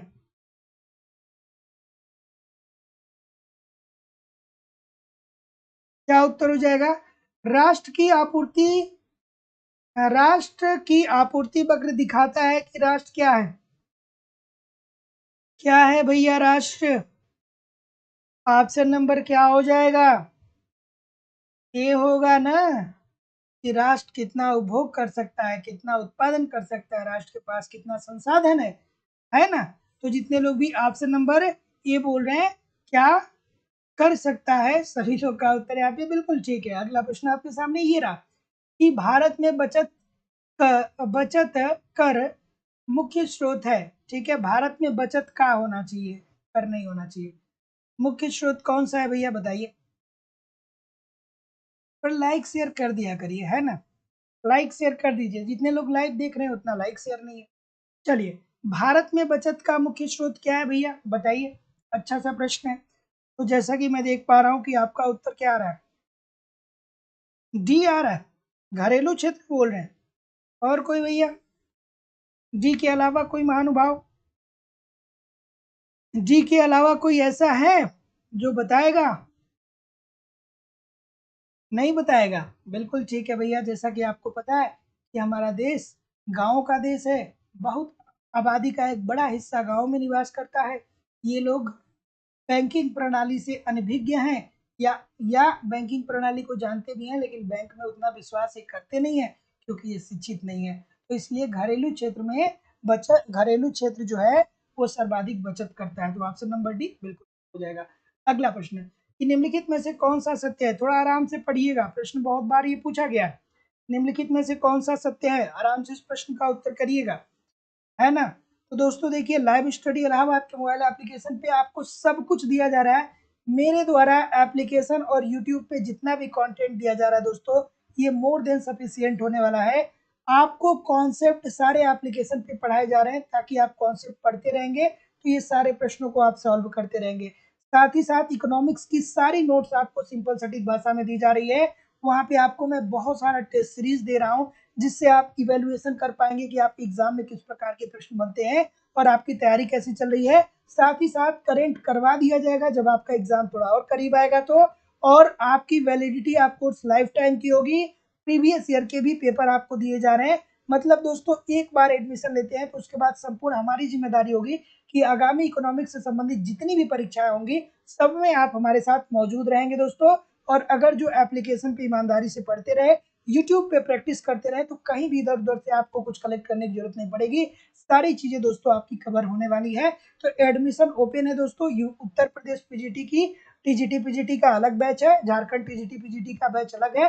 तो 2,000 रुपये दोस्तों आपको पेमेंट करना होगा इस नंबर पे, गूगल पे, फोन पे या पेटीएम के माध्यम से। और इसका स्क्रीनशॉट आपको इसी व्हाट्सएप नंबर पे सेंड करना पड़ेगा। कोई भी इंक्वायरी होगा तो इस नंबर पे आप मुझे कॉल या व्हाट्सएप मैसेज कर सकते हैं। चलिए भैया, बताइए कि निम्नलिखित में से कौन सा कथन सत्य है? कौन सा कथन सत्य है भैया? तो जितने लोग भी ऑप्शन नंबर क्या बोल रहे हैं कि अगर संचय आय, यदि संचय आय के साथ नहीं बढ़े तो आय बचत वक्र क्या हो जाएगा दोस्तों? समतल हो जाएगा ना? तो जितने लोग भी डी बोल रहे हैं सभी लोग का उत्तर बिल्कुल ठीक है। भाई छोटी सी बात है ना, पर है कि जो आप संचय करते हैं अगर जो ये आय के साथ बढ़ नहीं रहा है तो ऐसी स्थिति में जो आय बचत होगा ये समतल ही तो हो जाएगा ना। तो जितने लोग भी क्या बोल रहे हैं, ऑप्शन नंबर डी बोल रहे हैं, सभी लोग का उत्तर यहाँ पे बिल्कुल ठीक है। अगला प्रश्न ये रहा, ठीक है, ठीक है, क्या उत्तर हो जाएगा कि राष्ट्रीय लेखों से संबंधित हरित लेखा का अर्थ क्या है?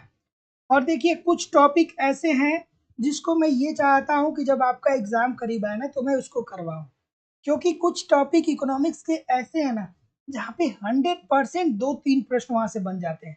तो थोड़ा और नजदीक आने दीजिए ताकि मुझे ऐसा लगता है ना कि थोड़ा जल्दी करवाऊंगा एग्जामिनेशन के पहले उसको, तो आपको क्या होगा कि वो अच्छे से तैयार रहेगा।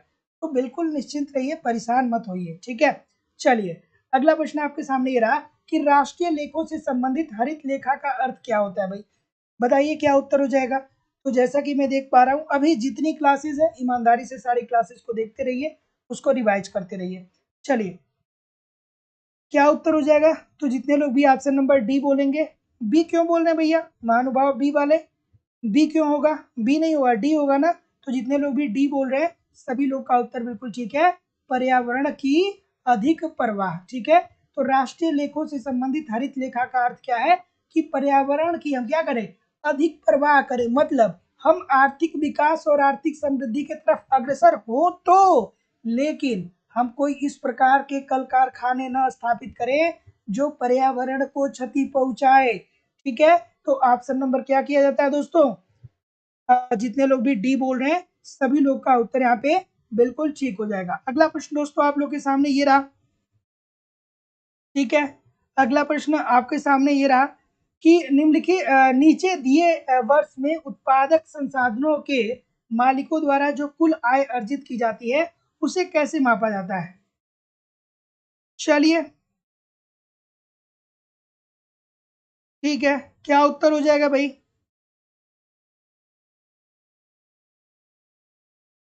चलिए क्या उत्तर हो जाएगा। हम्म हम्म हम्म। दिए गए किसी दिए वर्ष में उत्पादक संसाधनों के मालिकों द्वारा जो कुल आय अर्जित की जाती है उसे कैसे मापा जाता है भैया। तो जैसा कि मैं देख पा रहा हूँ आप लोग बी बोल रहे हैं ना, तो जितने लोग भी राष्ट्रीय आय बोल रहे हैं सभी लोग का उत्तर यहाँ पे दोस्तों बिल्कुल ठीक हो जाएगा। राष्ट्रीय आय के अंतर्गत तो यही तो होता है ना दोस्तों। तो दिए गए वर्ष में उत्पादक संसाधनों के मालिकों द्वारा जो कुल आय अर्जित की जाती है वो क्या होती है दोस्तों, राष्ट्रीय आय के द्वारा मापा जाता है, यही तो होता है और क्या होता है। अगला कि दोहरी गणना से अभिप्राय क्या है, बच्चों वाला प्रश्न है, क्या उत्तर हो जाएगा भाई, दोहरी गणना से अभिप्राय क्या है। हम्म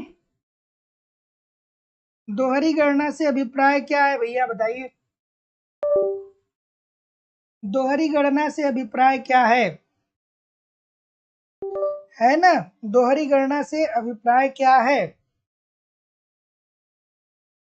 ना, क्या उत्तर होगा, उसी वस्तु को हम क्या कर दें, दो बार गणना कर दें याद कि उसी वस्तु की गणना में द्विरावृत्ति हो जाए, मतलब एक ही वस्तु की दो बार हम गणना कर दें, ठीक है। दो बार काउंट कर ले, जैसे एक बार कपास को काउंट कर ले और दूसरी बार कपास से बने कपड़े को काउंट कर ले, तो ये क्या होगा, राष्ट्रीय आय में दोहरी गणना की समस्या उत्पन्न हो जाएगी।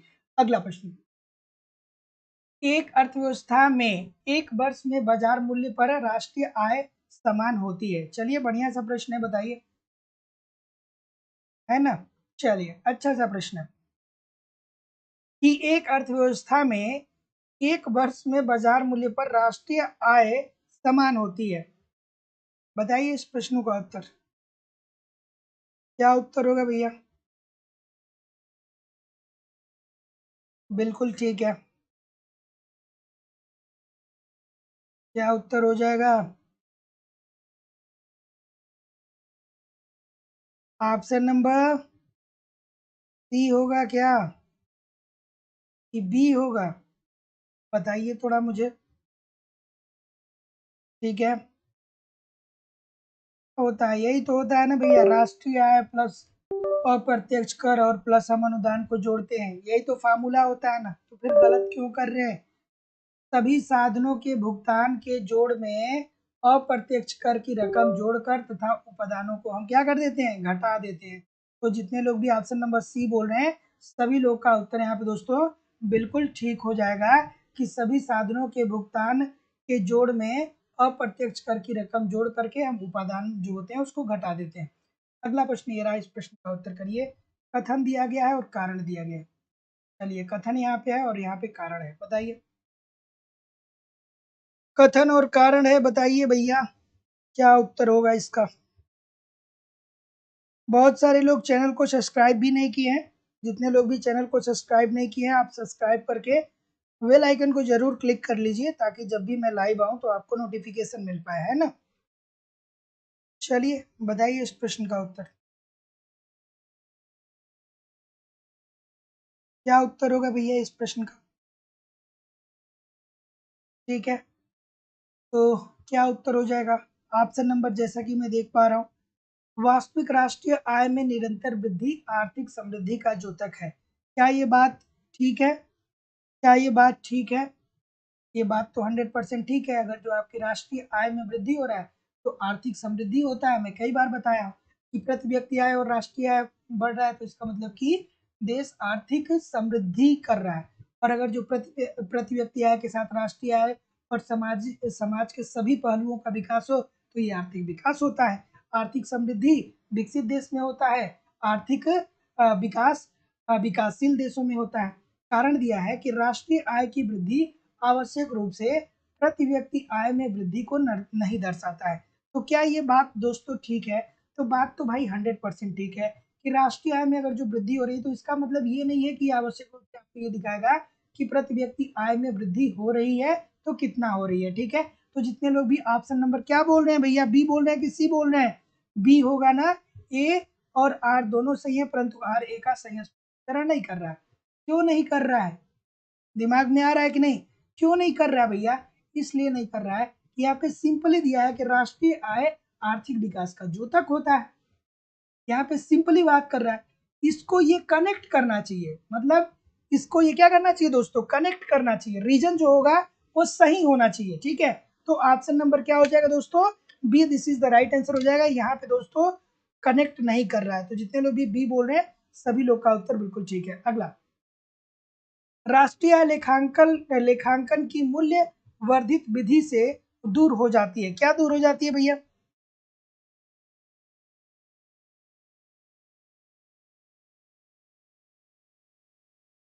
क्या दूर होगा बताइए? कि राष्ट्रीय आय लेखांकन की मूल्य वर्धित विधि से दूर हो जाता है।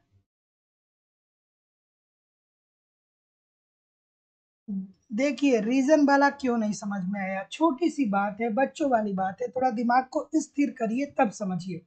ये कह रहा है कि वास्तविक राष्ट्रीय आय में निरंतर वृद्धि आर्थिक समृद्धि का द्योतक है। मतलब आपको तो ये पता है कि राष्ट्रीय आय में अगर जो वृद्धि हो रही है तो देश क्या करेगा? आर्थिक समृद्धि की तरफ अग्रसर होगा।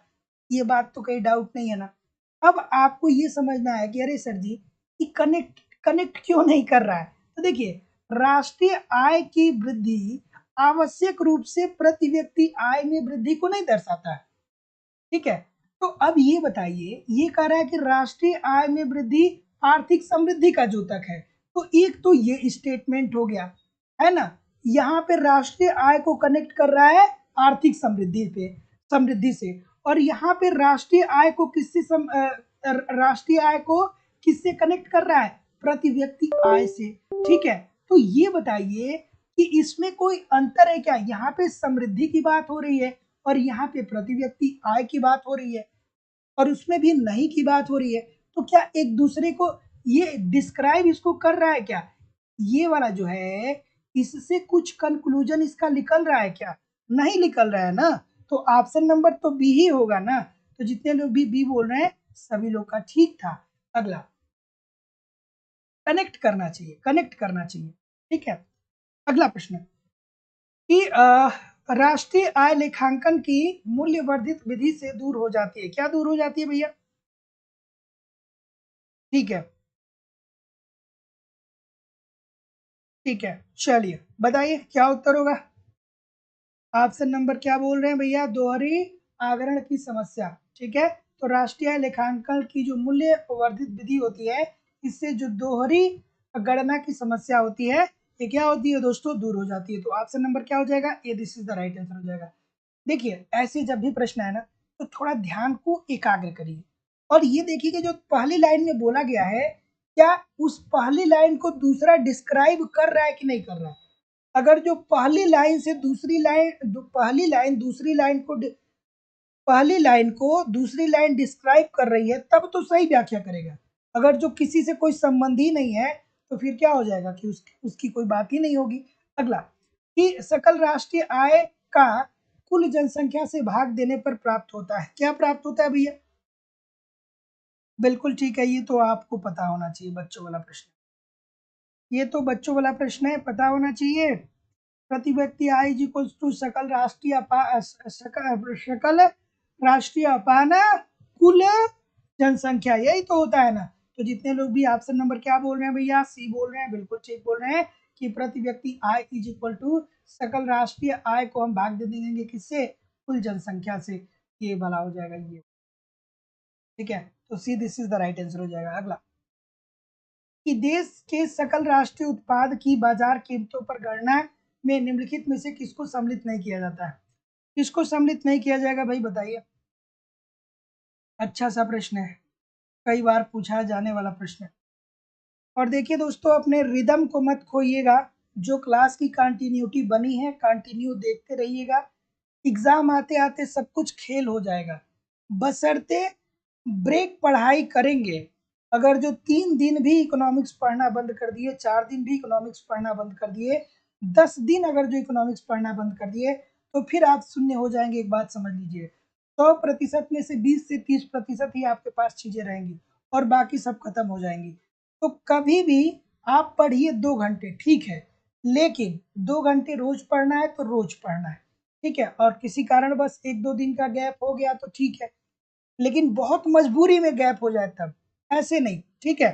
चलिए अगला सा प्रश्न है, आपको बताना है। तो जैसा कि मैं देख पा रहा हूँ, राज्य सहायता अर्थात किसकी बात कर रहे हैं दोस्तों?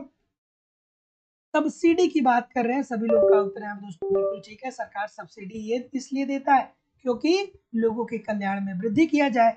तो इसके लिए दोस्तों क्या है कि इसको हम सकल राष्ट्रीय उत्पाद में शामिल नहीं करते। तो देखिए, देश के सकल राष्ट्रीय उत्पाद की बाजार कीमतों पर गणना करने में निम्नलिखित में से किसको सम्मिलित नहीं किया करते हैं? सब्सिडी को नहीं सम्मिलित करते हैं, है ना।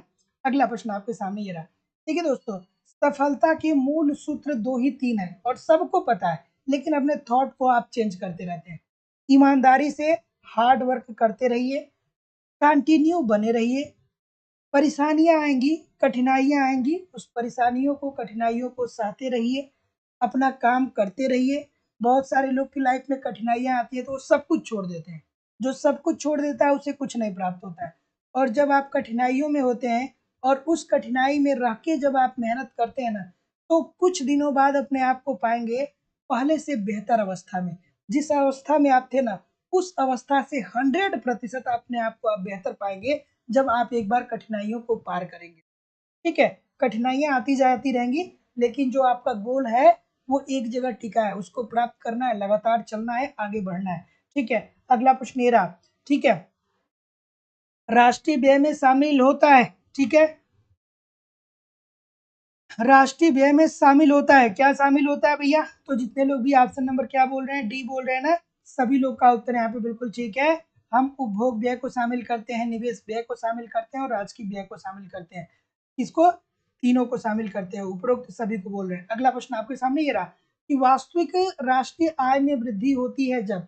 वास्तविक राष्ट्रीय आय में वृद्धि कब होगी भैया, बताइए। वास्तविक राष्ट्रीय आय में वृद्धि कब होगा, बताइए। वास्तविक राष्ट्रीय आय में वृद्धि कब होगा? चलिए बताइए, ठीक है। वास्तविक राष्ट्रीय आय में वृद्धि होगी, कब होगी भाई? तो तभी तो होगी। हमारी राष्ट्रीय आय में वृद्धि का सबसे प्रमुख कारण क्या है?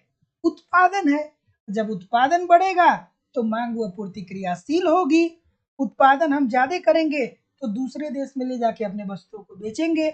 हमारा जो आयात होगा कम होगा, इससे हमको विदेशी मुद्रा की हरास कम होगी। निर्यात हम ज्यादा करेंगे, उससे क्या होगा कि विदेशी मुद्रा हमको ज्यादा मिलेगा। तो ऐसी स्थिति में हमारी राष्ट्रीय आय में क्या होगा दोस्तों? वृद्धि होगा। तो बिल्कुल ठीक बोल रहे हैं भैया कि अर्थव्यवस्था में कुल उत्पादन बढ़ जाता है। तो वास्तविक राष्ट्रीय आय में वृद्धि होता है जब अर्थव्यवस्था में कुल उत्पादन बढ़ जाता है। अगला प्रश्न, जेके मेहता के अनुसार अन्य बातें समान रहने पर राष्ट्रीय आय अधिकतम होगी जबकि। चलिए बताइए, मेहता साहब की बात हो रही है, बताइए भैया इस प्रश्न का उत्तर।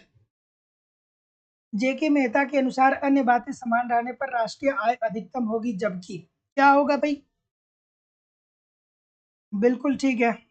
तो जैसा कि मैं देख पा रहा हूँ ऑप्शन नंबर क्या आ रहा है? बिल्कुल ठीक है। क्या कहते हैं मेहता साहब? आपको पता होना चाहिए। कहते हैं कि हमारे पास जो साधन है ना, उन साधनों को हमको दक्षता पूर्वक प्रयोग करना चाहिए। ठीक है, ठीक है, चलिए ठीक है।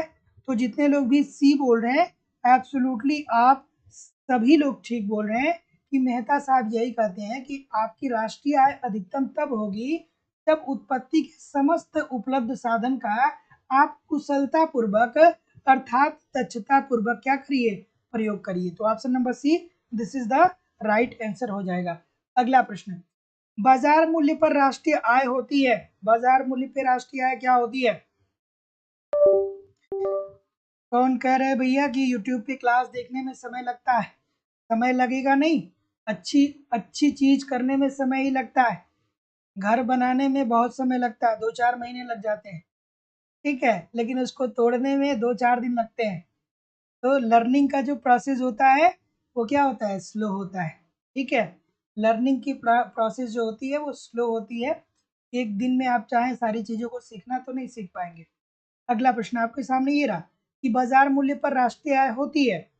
बाजार मूल्य पर राष्ट्रीय आय कैसी होती है भैया? ऑप्शन नंबर ए होगा क्या? बिल्कुल ठीक होगा कि सभी साधनों के भुगतान में अप्रत्यक्ष करों की धनराशि को जोड़ करके। बिल्कुल ठीक है। तो बाजार मूल्य पर राष्ट्रीय आय होता है सभी साधनों के भुगतान में हम क्या करते हैं? अप्रत्यक्ष करों की धनराशि को जोड़ देते हैं। तो जितने लोग भी ए बोल रहे हैं ठीक बोल रहे हैं। अगला प्रश्न आपके सामने ये रहा कि बाजार मूल्य पर राष्ट्रीय आय होता है। बच्चों वाला प्रश्न आ गया। ठीक है, बाजार मूल्य पर राष्ट्रीय आय होता है, यही तो था प्रश्न। तो ये तो वो हो गया। अगला, राष्ट्रीय आय का आकलन निम्न में से किस विधि द्वारा नहीं होता? राष्ट्रीय आय का आकलन हम किस विधि से नहीं करते भैया? ठीक है, राष्ट्रीय आय का आकलन निम्नलिखित में से किस विधि द्वारा नहीं होता है? किस विधि द्वारा राष्ट्रीय आय का आकलन नहीं होता है, बताइए। क्या उत्तर होगा? बिल्कुल ठीक होगा, जैसा कि मैं आपके उत्तर को देख रहा हूँ। ऑप्शन नंबर बी होगा ना। ये क्यों बोल रहे हैं भैया? ये क्यों बोल रहे हैं? ये क्यों बोल रहे हैं महानुभाव? बी होगा ना। अरे यार, उत्पादन विधि क्यों नहीं होता है यार? यहाँ उत्पादन होना चाहिए था, उत्पादक दे दिया इसलिए लोग लग रहा है ए बोल रहे हैं। ठीक है। अरे यार, लेकिन यहाँ पे ये भी तो देखिए कि यहाँ पे निर्यात आयात विधि दिया है। तो ये कॉमन सेंस से आपको प्रश्न करना चाहिए। हाँ, ऐसा हो सकता है कि जब आप उत्पादक पढ़ेंगे ना तो आप तो कहेंगे अरे उत्पादक विधि कैसे हो जाएगा? उत्पादन विधि होता है ना। तो ऑप्शन नंबर ए टिक कर देंगे। लेकिन आप आगे देखिए, यहाँ पे निर्यात आयात विधि दिया गया है और ऐसी स्थिति में यहाँ पे मिसप्रिंट हो सकता है आयोग के द्वारा पेपर बनाने में। तो ये निर्यात आयात विधि जो होता है ये राष्ट्रीय आय का कोई आकलन नहीं करता है। तो बी होगा ना दोस्तों। अगला प्रश्न, निम्नलिखित में से कौन सा एक आय की असमानताओं को नहीं मापता है? आय की असमानता के मापने के दो मापदंड हैं। एक है दोस्तों लारेंज वक्र, दूसरा है दोस्तों गिनी गुणांक। तो मापेगा कौन नहीं, बताइए। मापेगा कौन नहीं? प्रति व्यक्ति आय। प्रति व्यक्ति आय होगा ना। तो जितने लोग भी क्या बोल रहे हैं? बी बोल रहे हैं, सभी लोग का उत्तर बिल्कुल ठीक है। तो निम्नलिखित में से कौन सा एक आय की असमानताओं को नहीं मापता है? तो प्रति व्यक्ति जो आय है ये आय की असमानताओं को नहीं मापता है। ठीक है, बच्चों वाली बात है। अगला, अभिकथन दिया गया है, कारण दिया गया है, ध्यान से करिएगा, गलती नहीं होना चाहिए। कनेक्ट करिए एक दूसरे को। क्या पहले को दूसरा कनेक्ट कर रहा है? क्या कथन को कारण कनेक्ट कर रहा है? कनेक्ट करके बताइए। कनेक्ट कर रहा है कि नहीं कर रहा? देखिए क्या कह रहा है। चलिए आराम से करिए इस प्रश्न को। ऐसे प्रश्नों का वेटेज आपके एग्जाम में बढ़ने वाला है इस बार। आप ध्यान रखिएगा कि ऐसे प्रश्नों का वेटेज आपके एग्जाम में बढ़ने वाला है। 100% वेटेज बढ़ेगा ऐसे प्रश्नों का इस बार। थोड़े 2-4 प्रश्न और ज्यादा आएंगे पिछले के मुकाबले। देखिए, वास्तविक राष्ट्रीय आय में निरंतर वृद्धि आर्थिक समृद्धि का द्योतक है। तो ये तो देख चुके हैं क्या हम लोग? अच्छा, इसको तो पहले ही हम लोगों ने देख लिया था। ठीक है, ठीक है, इसको तो पहले ही देख लिया था हम लोगों ने।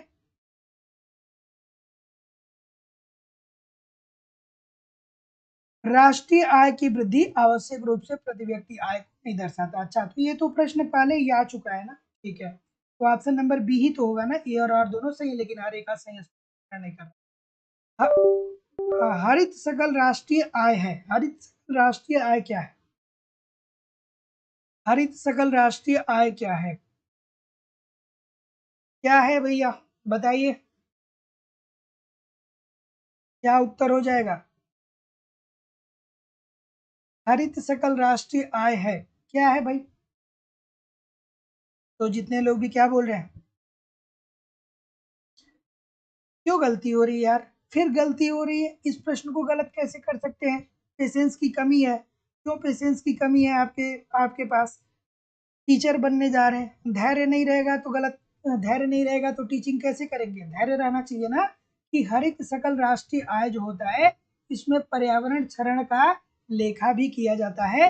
कि जो हम आर्थिक विकास करने के लिए क्या कर रहे हैं, कि साधन प्रयोग कर रहे हैं, और जो हमारा राष्ट्रीय आय में वृद्धि हो रहा है, उससे हमको पर्यावरण की हानि कितनी हुई।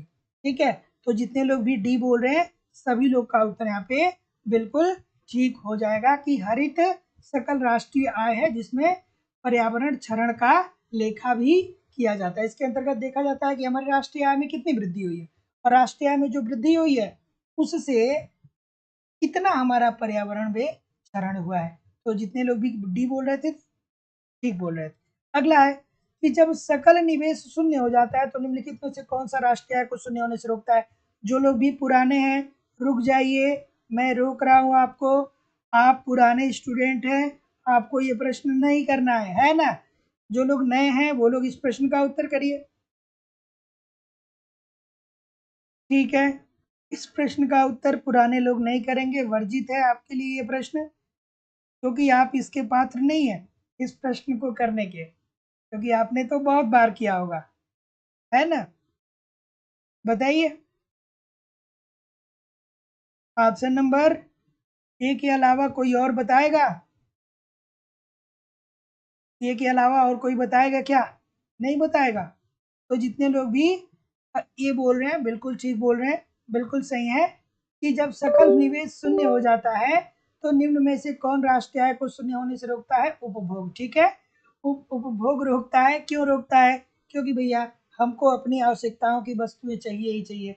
जब हमको अपनी आवश्यकताओं की वस्तुएं चाहिए, रोटी चाहिए, कपड़ा चाहिए, मकान चाहिए, ये सारी चीजें जब हमको चाहिए, तो मांग व पूर्ति तो थोड़ा सा क्रियाशील होगी ना। और जब मांग व पूर्ति थोड़ा भी क्रियाशील होगी, तो राष्ट्रीय आय शून्य कैसे होगा? बिल्कुल नहीं होगा। तो सॉरी, सकल निवेश शून्य बिल्कुल नहीं होगा। तो जितने लोग भी क्या बोल रहे हैं, ये बोल रहे हैं, बिल्कुल ठीक बोल रहे हैं। अगला प्रश्न, कि सर्वप्रथम भारत के राष्ट्रीय आय की गणना का अनुमान लगाया गया था। अच्छा, बहुत सारे लोग इस बात को लेके परेशान है कि बारिश नहीं हो रही है। यार बताओ, मैं भी बहुत परेशान हूँ, मुझे भी लगता है थोड़ा बारिश हो जाता तो इस गर्मी से राहत मिलती। और मैं अक्सर मोबाइल का जो होता है ना, जो वेदर फॉरकास्ट वाला ऑप्शन होता है, उसमें मैं देखता हूँ कि आज बारिश के चांसेस हैं क्या। तो दिखाता है, अक्सर ऐसा होता है कि दिखाता है कि कल 80% बारिश के चांस है, परसों 60% बारिश के चांस है, आज भी 40% से 50% दिखा रहा है। लेकिन जब वो दिन आता है ना, जैसे आज दिखा रहा है कि कल 80% चांस है, और जब कल हम देखते हैं तो दिखाता है कि मौसम जो है वो क्लियर है, फिर अगले दिन का दिखाने लगता है। तो जो फॉरकास्ट भी करते हैं, उनकी क्या है दोस्तों, कि उनकी जो भविष्यवाणी है वो भी ठीक नहीं हो रही है। ठीक है, अगला प्रश्न आपके सामने ये रहा। ठीक है,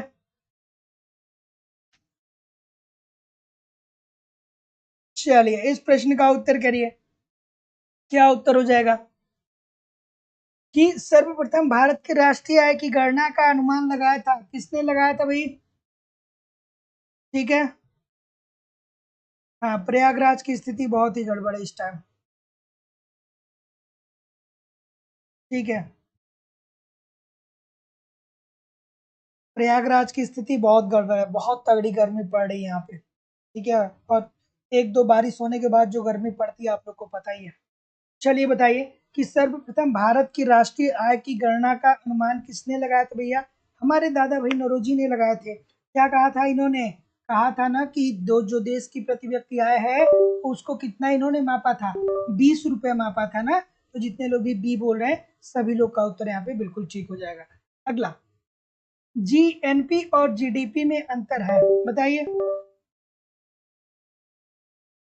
जीएनपी और जीडीपी में अंतर क्या होता है? बताइए इस प्रश्न का उत्तर।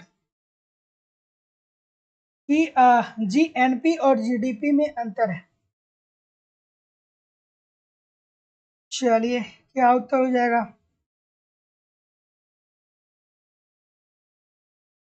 बताइए भैया, जीएनपी और जीडीपी में अंतर क्या उत्तर होगा? ऑप्शन नंबर डी होगा ना। ठीक है। तो जितने लोग भी डी बोल रहे हैं बिल्कुल ठीक बोल रहे हैं कि विदेशों से शुद्ध साधन आए। ठीक है, तो जीएनपी और जीडीपी में अंतर क्या व्यक्त करता है दोस्तों? विदेशों से शुद्ध होना चाहिए, युद्ध नहीं होना चाहिए। ठीक है, शुद्ध होना चाहिए, शुद्ध साधन है। आपके एग्जाम पेपर में कभी कभी ये सारा फंबल हो जाता है, मिस्टेक हो जाता है, तो ध्यान रखिएगा। आप ये ना समझ लीजिएगा कि युद्ध कैसे होगा, शुद्ध होना चाहिए। ठीक है। अगला है, निम्नलिखित में से कौन एक राष्ट्रीय आय में सम्मिलित नहीं किया जाएगा? राष्ट्रीय आय में हस्तांतरण आय को सम्मिलित नहीं किया जाएगा। और हस्तांतरण आय क्या होता है भाई, बताइए। बिल्कुल ठीक है।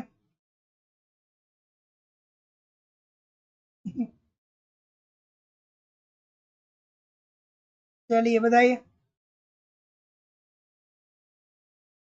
क्या उत्तर होगा? सीबी में विविधता आ रही है, सीबी बता रहे हैं लोग। चलिए, तो गलती करने की बात नहीं थी ना इसमें, इसमें गलती करने की बात नहीं थी ना दोस्तों। सम्मिलित नहीं किया जाता है दोस्तों, ये तो सब्सिडी दे दिया, तो सब्सिडी तो ज्यादा उत्तर ठीक रहेगा ना।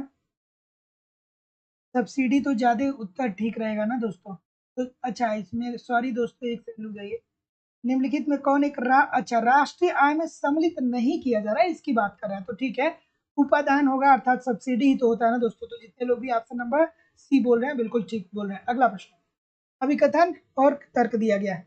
ज्योग्राफी की क्लास होती तो है सुबह में 9 बजे से या 8 बजे से? कुमुद श्रीवास्तव जी, ज्योग्राफी की क्लास होती तो है सुबह में।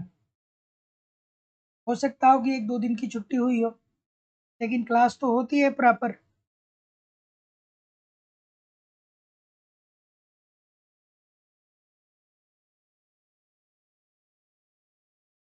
ठीक है, उसमें ऑप्शन नंबर बी भी होना चाहिए, है ना। हस्तांतरण आया जिसके, उसमें पेंशन जो होता है उसको भी तो शामिल नहीं करते हैं ना।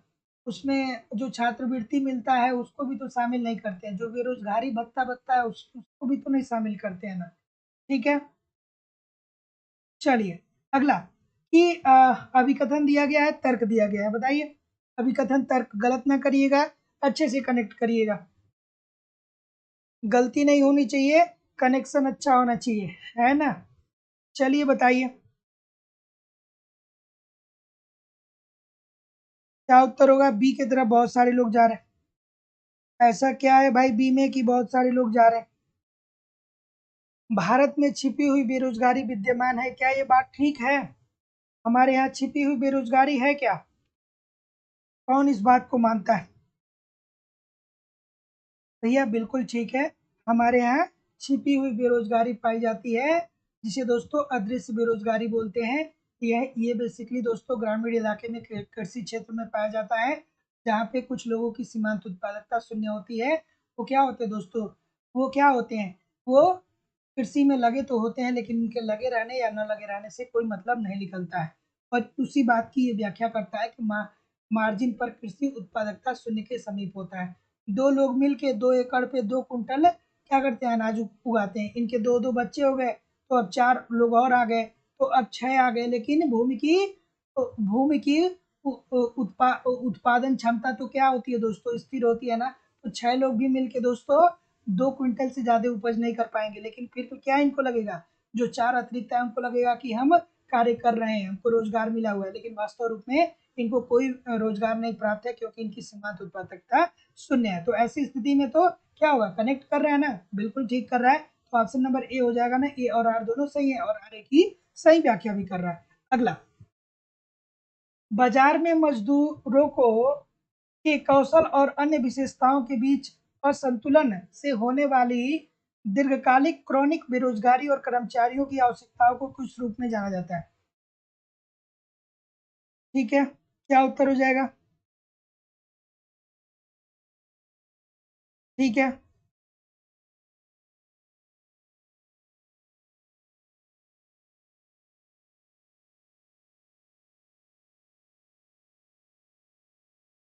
ठीक है, चलिए क्या होगा भाई, ऑप्शन नंबर क्या होगा? संरचनात्मक बेरोजगारी होगी क्या? हम्म, हम लोग किस चीज के शिकार हैं? संरचनात्मक बेरोजगारी के ही तो शिकार है ना भाई, कि हमारे पास जो कौशल है, हमको अपने कौशल के अनुसार, अपनी योग्यता के अनुसार हमको रोजगार नहीं मिल रहा है। यही तो संरचनात्मक बेरोजगारी होती है, कि जिस क्षेत्र में आप कुशल हैं उस क्षेत्र में आप रोजगार पाने की चेष्टा करते हैं, लेकिन उस क्षेत्र में आपको रोजगार नहीं मिलता है। तो यही तो संरचनात्मक बेरोजगारी होती है ना। तो बाजार में मजदूरों के कौशल और अन्य विशेषताओं के बीच असंतुलन से होने वाली दीर्घकालिक क्रॉनिक बेरोजगारी और कर्मचारियों की आवश्यकताओं को किस रूप में जाना जाता है? तो ये होती है दोस्तों संरचनात्मक बेरोजगारी। अगला प्रश्न ये रहा। हाँ, इस बार संडे को महामैराथन क्लास होगा, संडे को महामैराथन क्लास चलेगा, बिल्कुल निश्चिंत रहिएगा। इस संडे को हाँ, इसी संडे को महामैराथन क्लास चलेगा। ठीक है, तो बिल्कुल निश्चिंत रहिएगा। अगला प्रश्न है कि भारत के संदर्भ में गरीबी का अध्ययन किसके द्वारा किया जाता है? गरीबी का अध्ययन किसके द्वारा किया जाएगा भैया, बताइए। गरीबी का अध्ययन की सॉरी गरीबी का अध्ययन किस समिति के द्वारा बेसिकली किया गया था? चलिए भाई बताइए। थोड़ा सा वर्कलोड ज्यादा हो गया है, इस वजह से नहीं ले पा रहा था आप लोग का, ठीक है। जैसा आप लोग कहेंगे वैसा ही होगा, है ना, जैसा आप कहेंगे वैसा ही होगा। बताइए। ऑप्शन नंबर, जैसा कि मैं देख पा रहा हूँ कि सी की तरफ बहुत सारे लोग जा रहे हैं। ऐसा क्यों है भैया, सी में ऐसा क्या है? तो जितने लोग भी सी बोल रहे हैं भैया बहुत अच्छा बोल रहे हैं। दांडेकर और रथ समिति बनाई गई थी, गरीबी से संबंधित था। पीके वर्धन की समिति थी, ठीक है, और मिन्हाज साहब की थी, ठीक है। तो जितने लोग भी सी बोल रहे हैं सभी लोग का उत्तर यहाँ पे बिल्कुल ठीक हो जाएगा। अगला, ठीक है। आज रॉन्ग इसलिए हुए हैं कि अंतर्राष्ट्रीय व्यापार के प्रश्न ज्यादा आए हैं, सॉरी अंतर्राष्ट्रीय दोस्तों अर्थशास्त्र से ज्यादा प्रश्न आए हैं, ठीक है। अगला प्रश्न कि निम्नलिखित में से प्राकृतिक बेरोजगारी दर की कीमत, देखिए क्या बोलना था, मैं क्या बोल दिया, और राष्ट्रीय आय से प्रश्न ज्यादा आए हैं, ठीक है। हाँ, ठीक है, राष्ट्रीय आय से प्रश्न जो है वो ज्यादा आए हैं। और राष्ट्रीय आय जो है वो आपकी अर्थव्यवस्था में बहुत कंफ्यूजन क्रिएट करने वाला टॉपिक बनता है। जब उसकी कॉन्सेप्ट को आप पढ़ेंगे ना तो लगेगा कि अरे ये तो बच्चों वाली बात है। पढ़ेंगे, अगर जो राष्ट्रीय आय को पढ़ेंगे तो लगेगा कि बहुत इजी है, लेकिन जब क्वेश्चन की प्रैक्टिस करेंगे ना तो जो पढ़े रहेंगे वो क्या हो जाएगा, मिक्सअप हो जाएगा। वो ऐसा होता है कि थोड़ा सा रिवीजन की जरूरत ज्यादा होती है इन चैप्टरों में, ठीक है। तो इस बात को भी ध्यान में रखिएगा। अगला प्रश्न आपके सामने रहा कि निम्नलिखित में से प्राकृतिक बेरोजगारी दर को प्राकृतिक बेरोजगारी दर की कौन सी अवधारणा सही है? चलिए कौन सी अवधारणा सही है? तो दोस्तों आप सभी लोग को पता होना चाहिए कि प्राकृतिक बेरोजगारी क्या होती है। अगर जो हम घर्षणात्मक रूप से और संरचनात्मक रूप से बेरोजगारी को सम्मिलित कर दें तो वही तो दोस्तों प्राकृतिक बेरोजगारी होती है। प्राकृतिक बेरोजगारी इज इक्वल टू क्या होता है, घर्षणात्मक रूप से जो बेरोजगारी उत्पन्न होती है और प्लस संरचनात्मक रूप से जो बेरोजगारी उत्पन्न होती है। तो जितने लोग भी ये बोल रहे हैं बिल्कुल ठीक बोल रहे हैं। अगला प्रश्न, प्रच्छन्न बेरोजगारी के संबंध में निम्नलिखित में से कौन सा सही है? प्रच्छन्न बेरोजगारी के संबंध में निम्नलिखित में से कौन सा कथन सही है, बेसिकली आपको बताना है। चलिए भैया बताइए इस प्रश्न का उत्तर, क्या उत्तर हो जाएगा?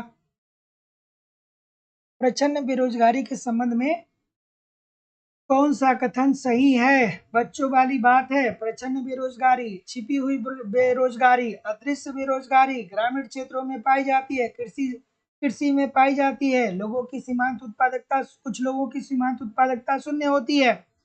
तो क्या होगा?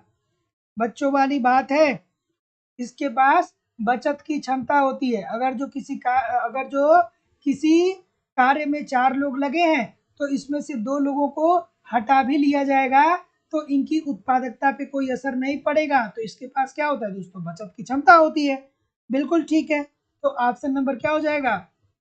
ये होगा ना। ठीक है, अगला, निम्नांकित प्रश्नों को पढ़िए और दिए हुए कूट के अनुसार सही उत्तर चुनिए। चलिए भैया चुनाव करिए, इस प्रश्न का उत्तर करिए।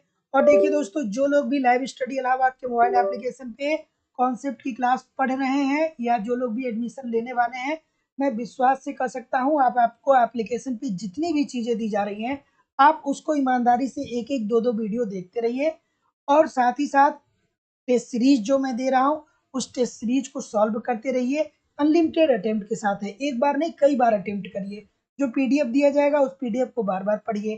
साथ ही साथ दोस्तों आपको वहाँ पे पूरी इकोनॉमिक्स की नोट्स दी जा रही है, सारे नोट्स को लगातार पढ़ते रहिए। करेंट एग्जाम करीब आएगा तो मैं आपको करवा दूंगा। 11 साल का प्रीवियस ईयर का सारा पेपर भी मैं दे चुका हूँ। एप्लीकेशन पे जितना भी कंटेंट दिया जा रहा है ईमानदारी से पढ़िए। यूट्यूब पे जितना भी प्रैक्टिस करवाया जा रहा है ईमानदारी से करिए, कहीं भी इधर उधर भटकने की जरूरत नहीं है। सब कुछ दोस्तों मेरे द्वारा आपको प्रोवाइड कराया जा रहा है।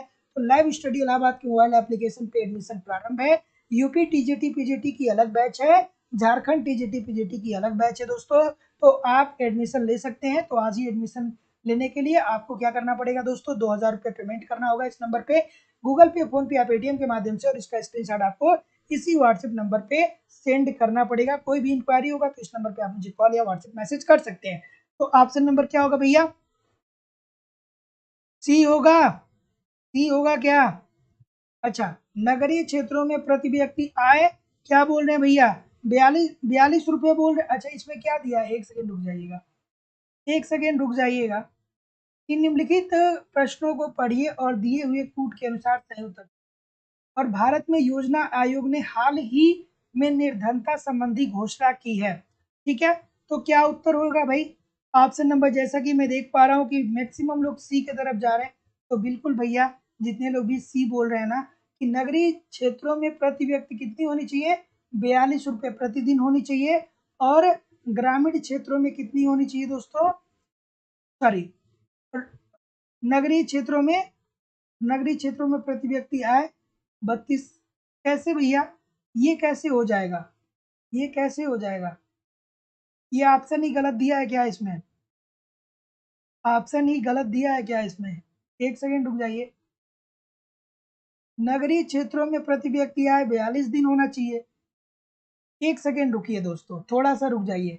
एक ये क्या होता है दोस्तों? ग्रामीण क्षेत्रों में 26 रुपये प्रतिदिन होता है और नगरीय क्षेत्रों में 32 रुपये प्रतिदिन होता है। यही तो होता है ना। तो ये तो गलत दे दिया है क्या इसमें?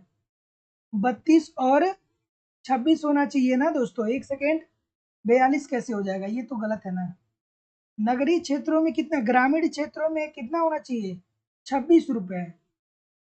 और शहरी क्षेत्रों में कितना होना चाहिए? नगरीय क्षेत्रों में 32 रुपये दिया है इसमें कि नहीं दिया है? अच्छा हाँ, 2 और 3 दिया तो है, ठीक है। तो ऑप्शन नंबर सी हो जाएगा दोस्तों। तो जितने लोग भी सी बोल रहे हैं ठीक है, ठीक है, थोड़ा सा मैं ही कंसंट्रेट वहाँ पे कम हो गया। अगला सा प्रश्न है, ये बताइए। चलिए इस प्रश्न का उत्तर करिए। बिल्कुल ठीक है, 26 और 32 होगा। चलिए,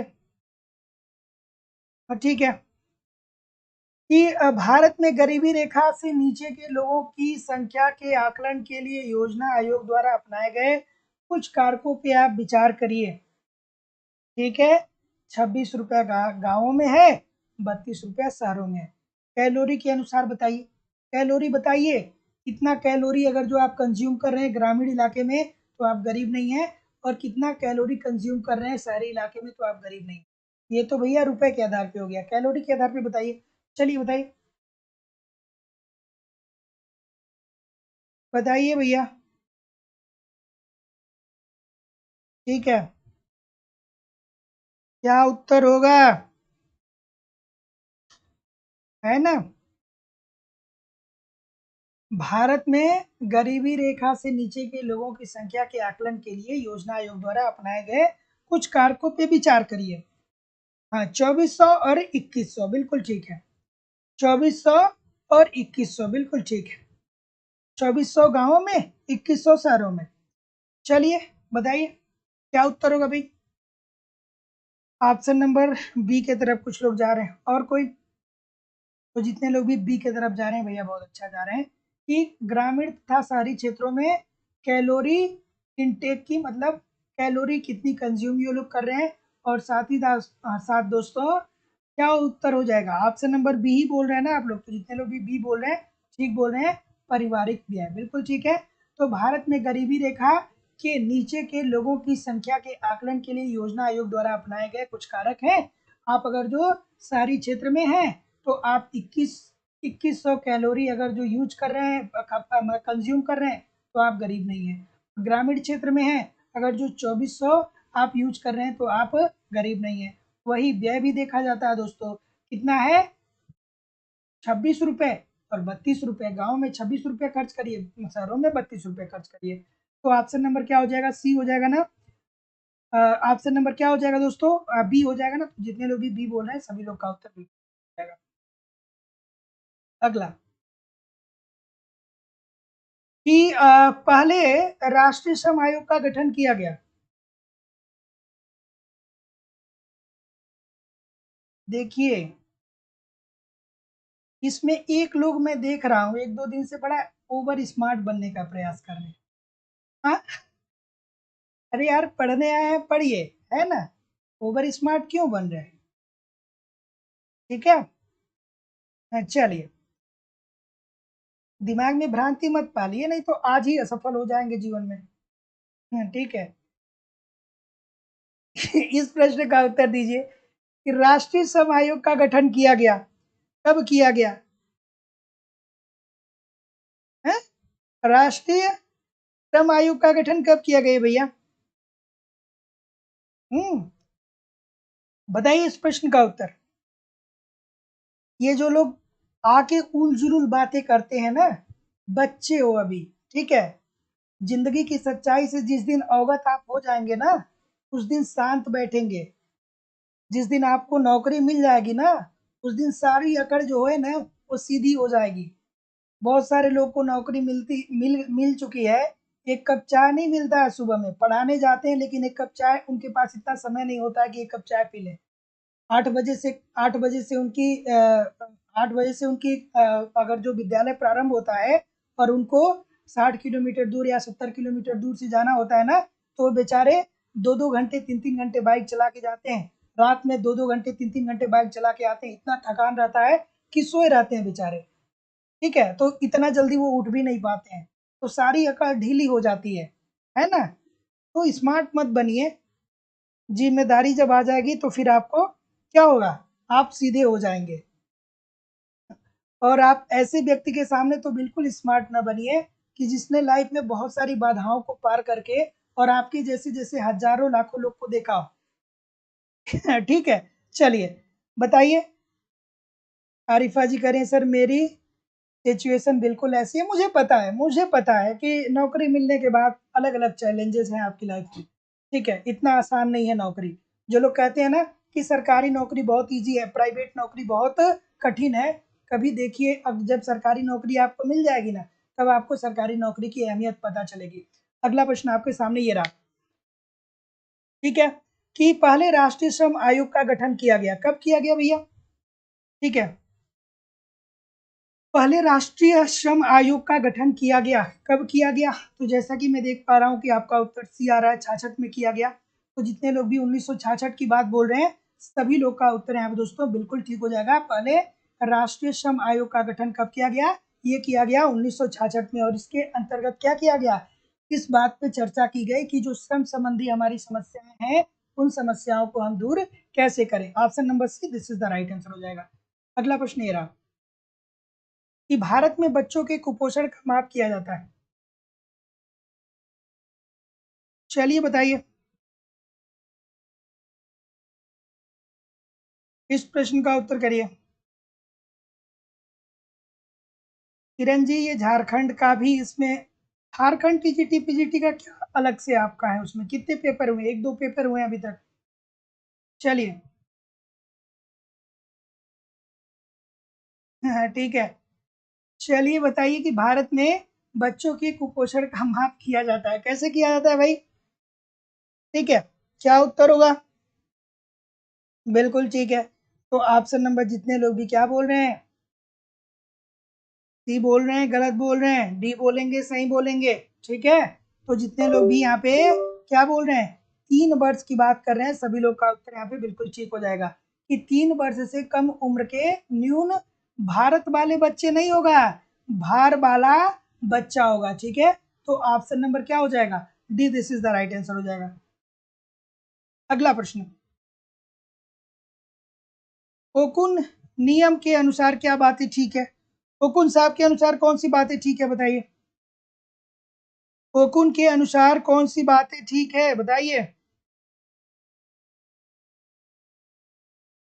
चलिए, ओकुन नियम के अनुसार कौन सी बातें ठीक है बताइए भाई? चलिए, क्या उत्तर होगा? ओकुन साहब की बात हो रही है। चलिए,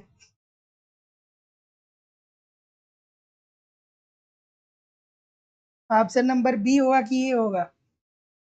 ठीक है, तो जितने लोग भी बी बोल रहे हैं, आप ठीक बोल रहे हैं कि बेरोजगारी तथा वास्तविक राष्ट्रीय आय में, सॉरी, बेरोजगारी तथा वास्तविक सकल राष्ट्रीय उत्पाद में ऋणात्मक संबंध होता है। सभी लोग का उत्तर यहाँ पे बिल्कुल ठीक हो जाएगा कि ओकुन के नियम के अनुसार क्या बातें ठीक है? तो बेरोजगारी तथा वास्तविक सकल राष्ट्रीय उत्पाद में ऋणात्मक संबंध हो जाएगा। ऑप्शन नंबर जितने लोग भी बी बोल रहे हैं, सभी लोग का उत्तर दोस्तों यहाँ पे बिल्कुल ठीक है। चलिए, अगला प्रश्न आपके सामने ये रहा कि प्रचंड बेरोजगारी की अवधारणा की प्राथमिकता को संदिग्ध बताया। किसने बताया? ठीक है, चलिए, कि प्रचंड बेरोजगारी की अवधारणा की प्रामाणिकता को किसने संदिग्ध बताया? केवल एक लोग ने ही बताया था। चलिए, कुछ नहीं हुआ, प्रश्न का उत्तर करिए। ठीक है,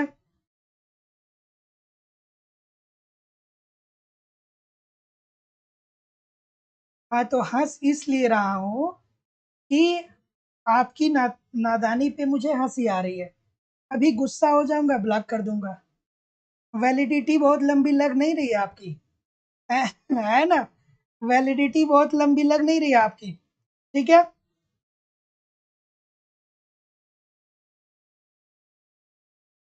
चलिए, तो क्या उत्तर हो जाएगा भैया?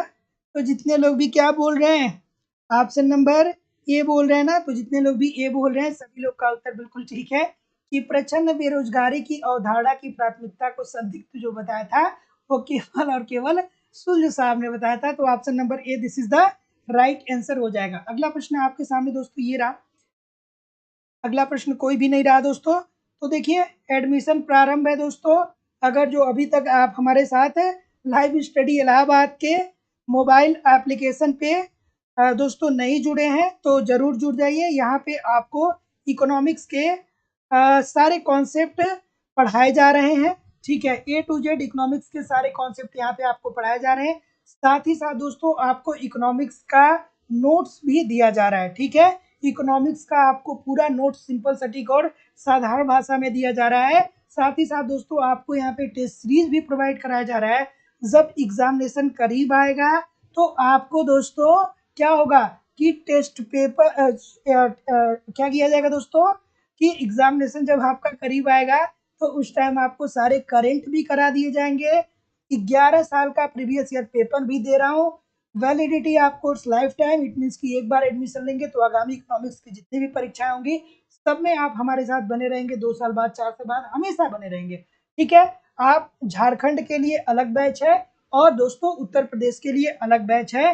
लाइफ टाइम की वैलिडिटी के साथ मैं विश्वास के साथ कर सकता हूँ कि एप्लीकेशन पे अगर जो आप ईमानदारी से पढ़ते रहे, यूट्यूब पे क्लास को देखते रहे, तो कहीं भी इधर उधर से कुछ भी आपको कलेक्ट करने की जरूरत नहीं पड़ेगी। सारी चीजें दोस्तों मेरे द्वारा आपको प्रोवाइड कराई जाएंगी।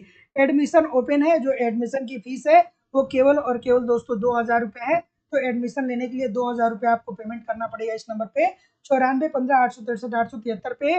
गूगल पे, फोन पे या पेटीएम के माध्यम से आप पेमेंट करेंगे और इसका स्क्रीनशॉट आपको इसी व्हाट्सएप नंबर पे सेंड करना पड़ेगा। कोई भी इंक्वायरी होगी तो इस नंबर पे आप मुझे कॉल कर सकते हैं या व्हाट्सएप मैसेज कर सकते हैं। झारखंड टीजीटी पीजीटी का भी बैच प्रारंभ है, तो यहाँ पे भी आपको video class, notes, test series, previous year paper, current सारी चीजें करवाई जाएंगी। इकोनॉमिक्स का दोस्तों आपको संपूर्ण नोट्स भी मिल जाएगा, सिंपल, सटीक और साधारण भाषा में। तो नोट्स भी आप प्राप्त कर सकते हैं और आपके पास टेस्ट सीरीज का भी ऑप्शन है। टेस्ट सीरीज दीजिए, अपना इवेल्युएशन करिए कि आपकी तैयारी कैसी चल रही है। ठीक है, तो दोस्तों लेकिन अगर जो लोग भी एडमिशन ले रहे हैं कॉन्सेप्ट की क्लास में, तो आप बिल्कुल कोई भी अतिरिक्त शुल्क नहीं देंगे। सारा notes, test series, current, previous year का पेपर, सारी चीजें दोस्तों आपको मिलेगी। ठीक है, तो कोई दिक्कत नहीं है। अब दोस्तों हम लोग यहाँ पे क्लास को द एंड करेंगे। चलिए मैं आपके कमेंट को देख ले रहा हूँ एक बार। चलिए ठीक है, Juhi Shukla ji, Tasneem Khan ji, thank you very much. Sunita Tiwari ji, Rukhsar ji ठीक है, आई एम जी, सुनीता तिवारी जी, दीक्षा सिंह जी, जूही जी, ललिता जी, सुरेंद्र सिंह जी, रश्मि तिवारी जी, रेणु जी, अदिति जी, संध्या जी, ठीक है, जयंत जी, बबीता जी, मालती जी, अमरेश जी, उर्मिला जी, नेहा सिंह जी, ललिता रानी जी, प्रभु कुमार जी, ठीक है, प्रभु कुमार जी, तस्नीम खान जी, रश्मि तिवारी जी, रुखसार खातून जी, अदिति जी, दीक्षा जी, अफजल हसन जी, नेहा सिंह जी, ललिता जी, सोहन जी, अनुपम जी, ललिता साके जी, रत्नेश कुमार जी, जूही शुक्ला जी, चंद्रजीत यादव जी, वंदना सिंह जी, ठीक है, Arunima Patel ji, Archana ji, Ratnesh ji, Kiran ji, thank you very much everybody. मिलते हैं नेक्स्ट क्लास में कल शाम को 7 बजे और 11 बजे झारखंड टीजीटी पीजीटी के साथ एप्लीकेशन पे, 1 बजे उत्तर प्रदेश टीजीटी पीजीटी के लिए एप्लीकेशन पे और शाम को 7 बजे यूट्यूब पे। तब तक के लिए नमस्कार, धन्यवाद।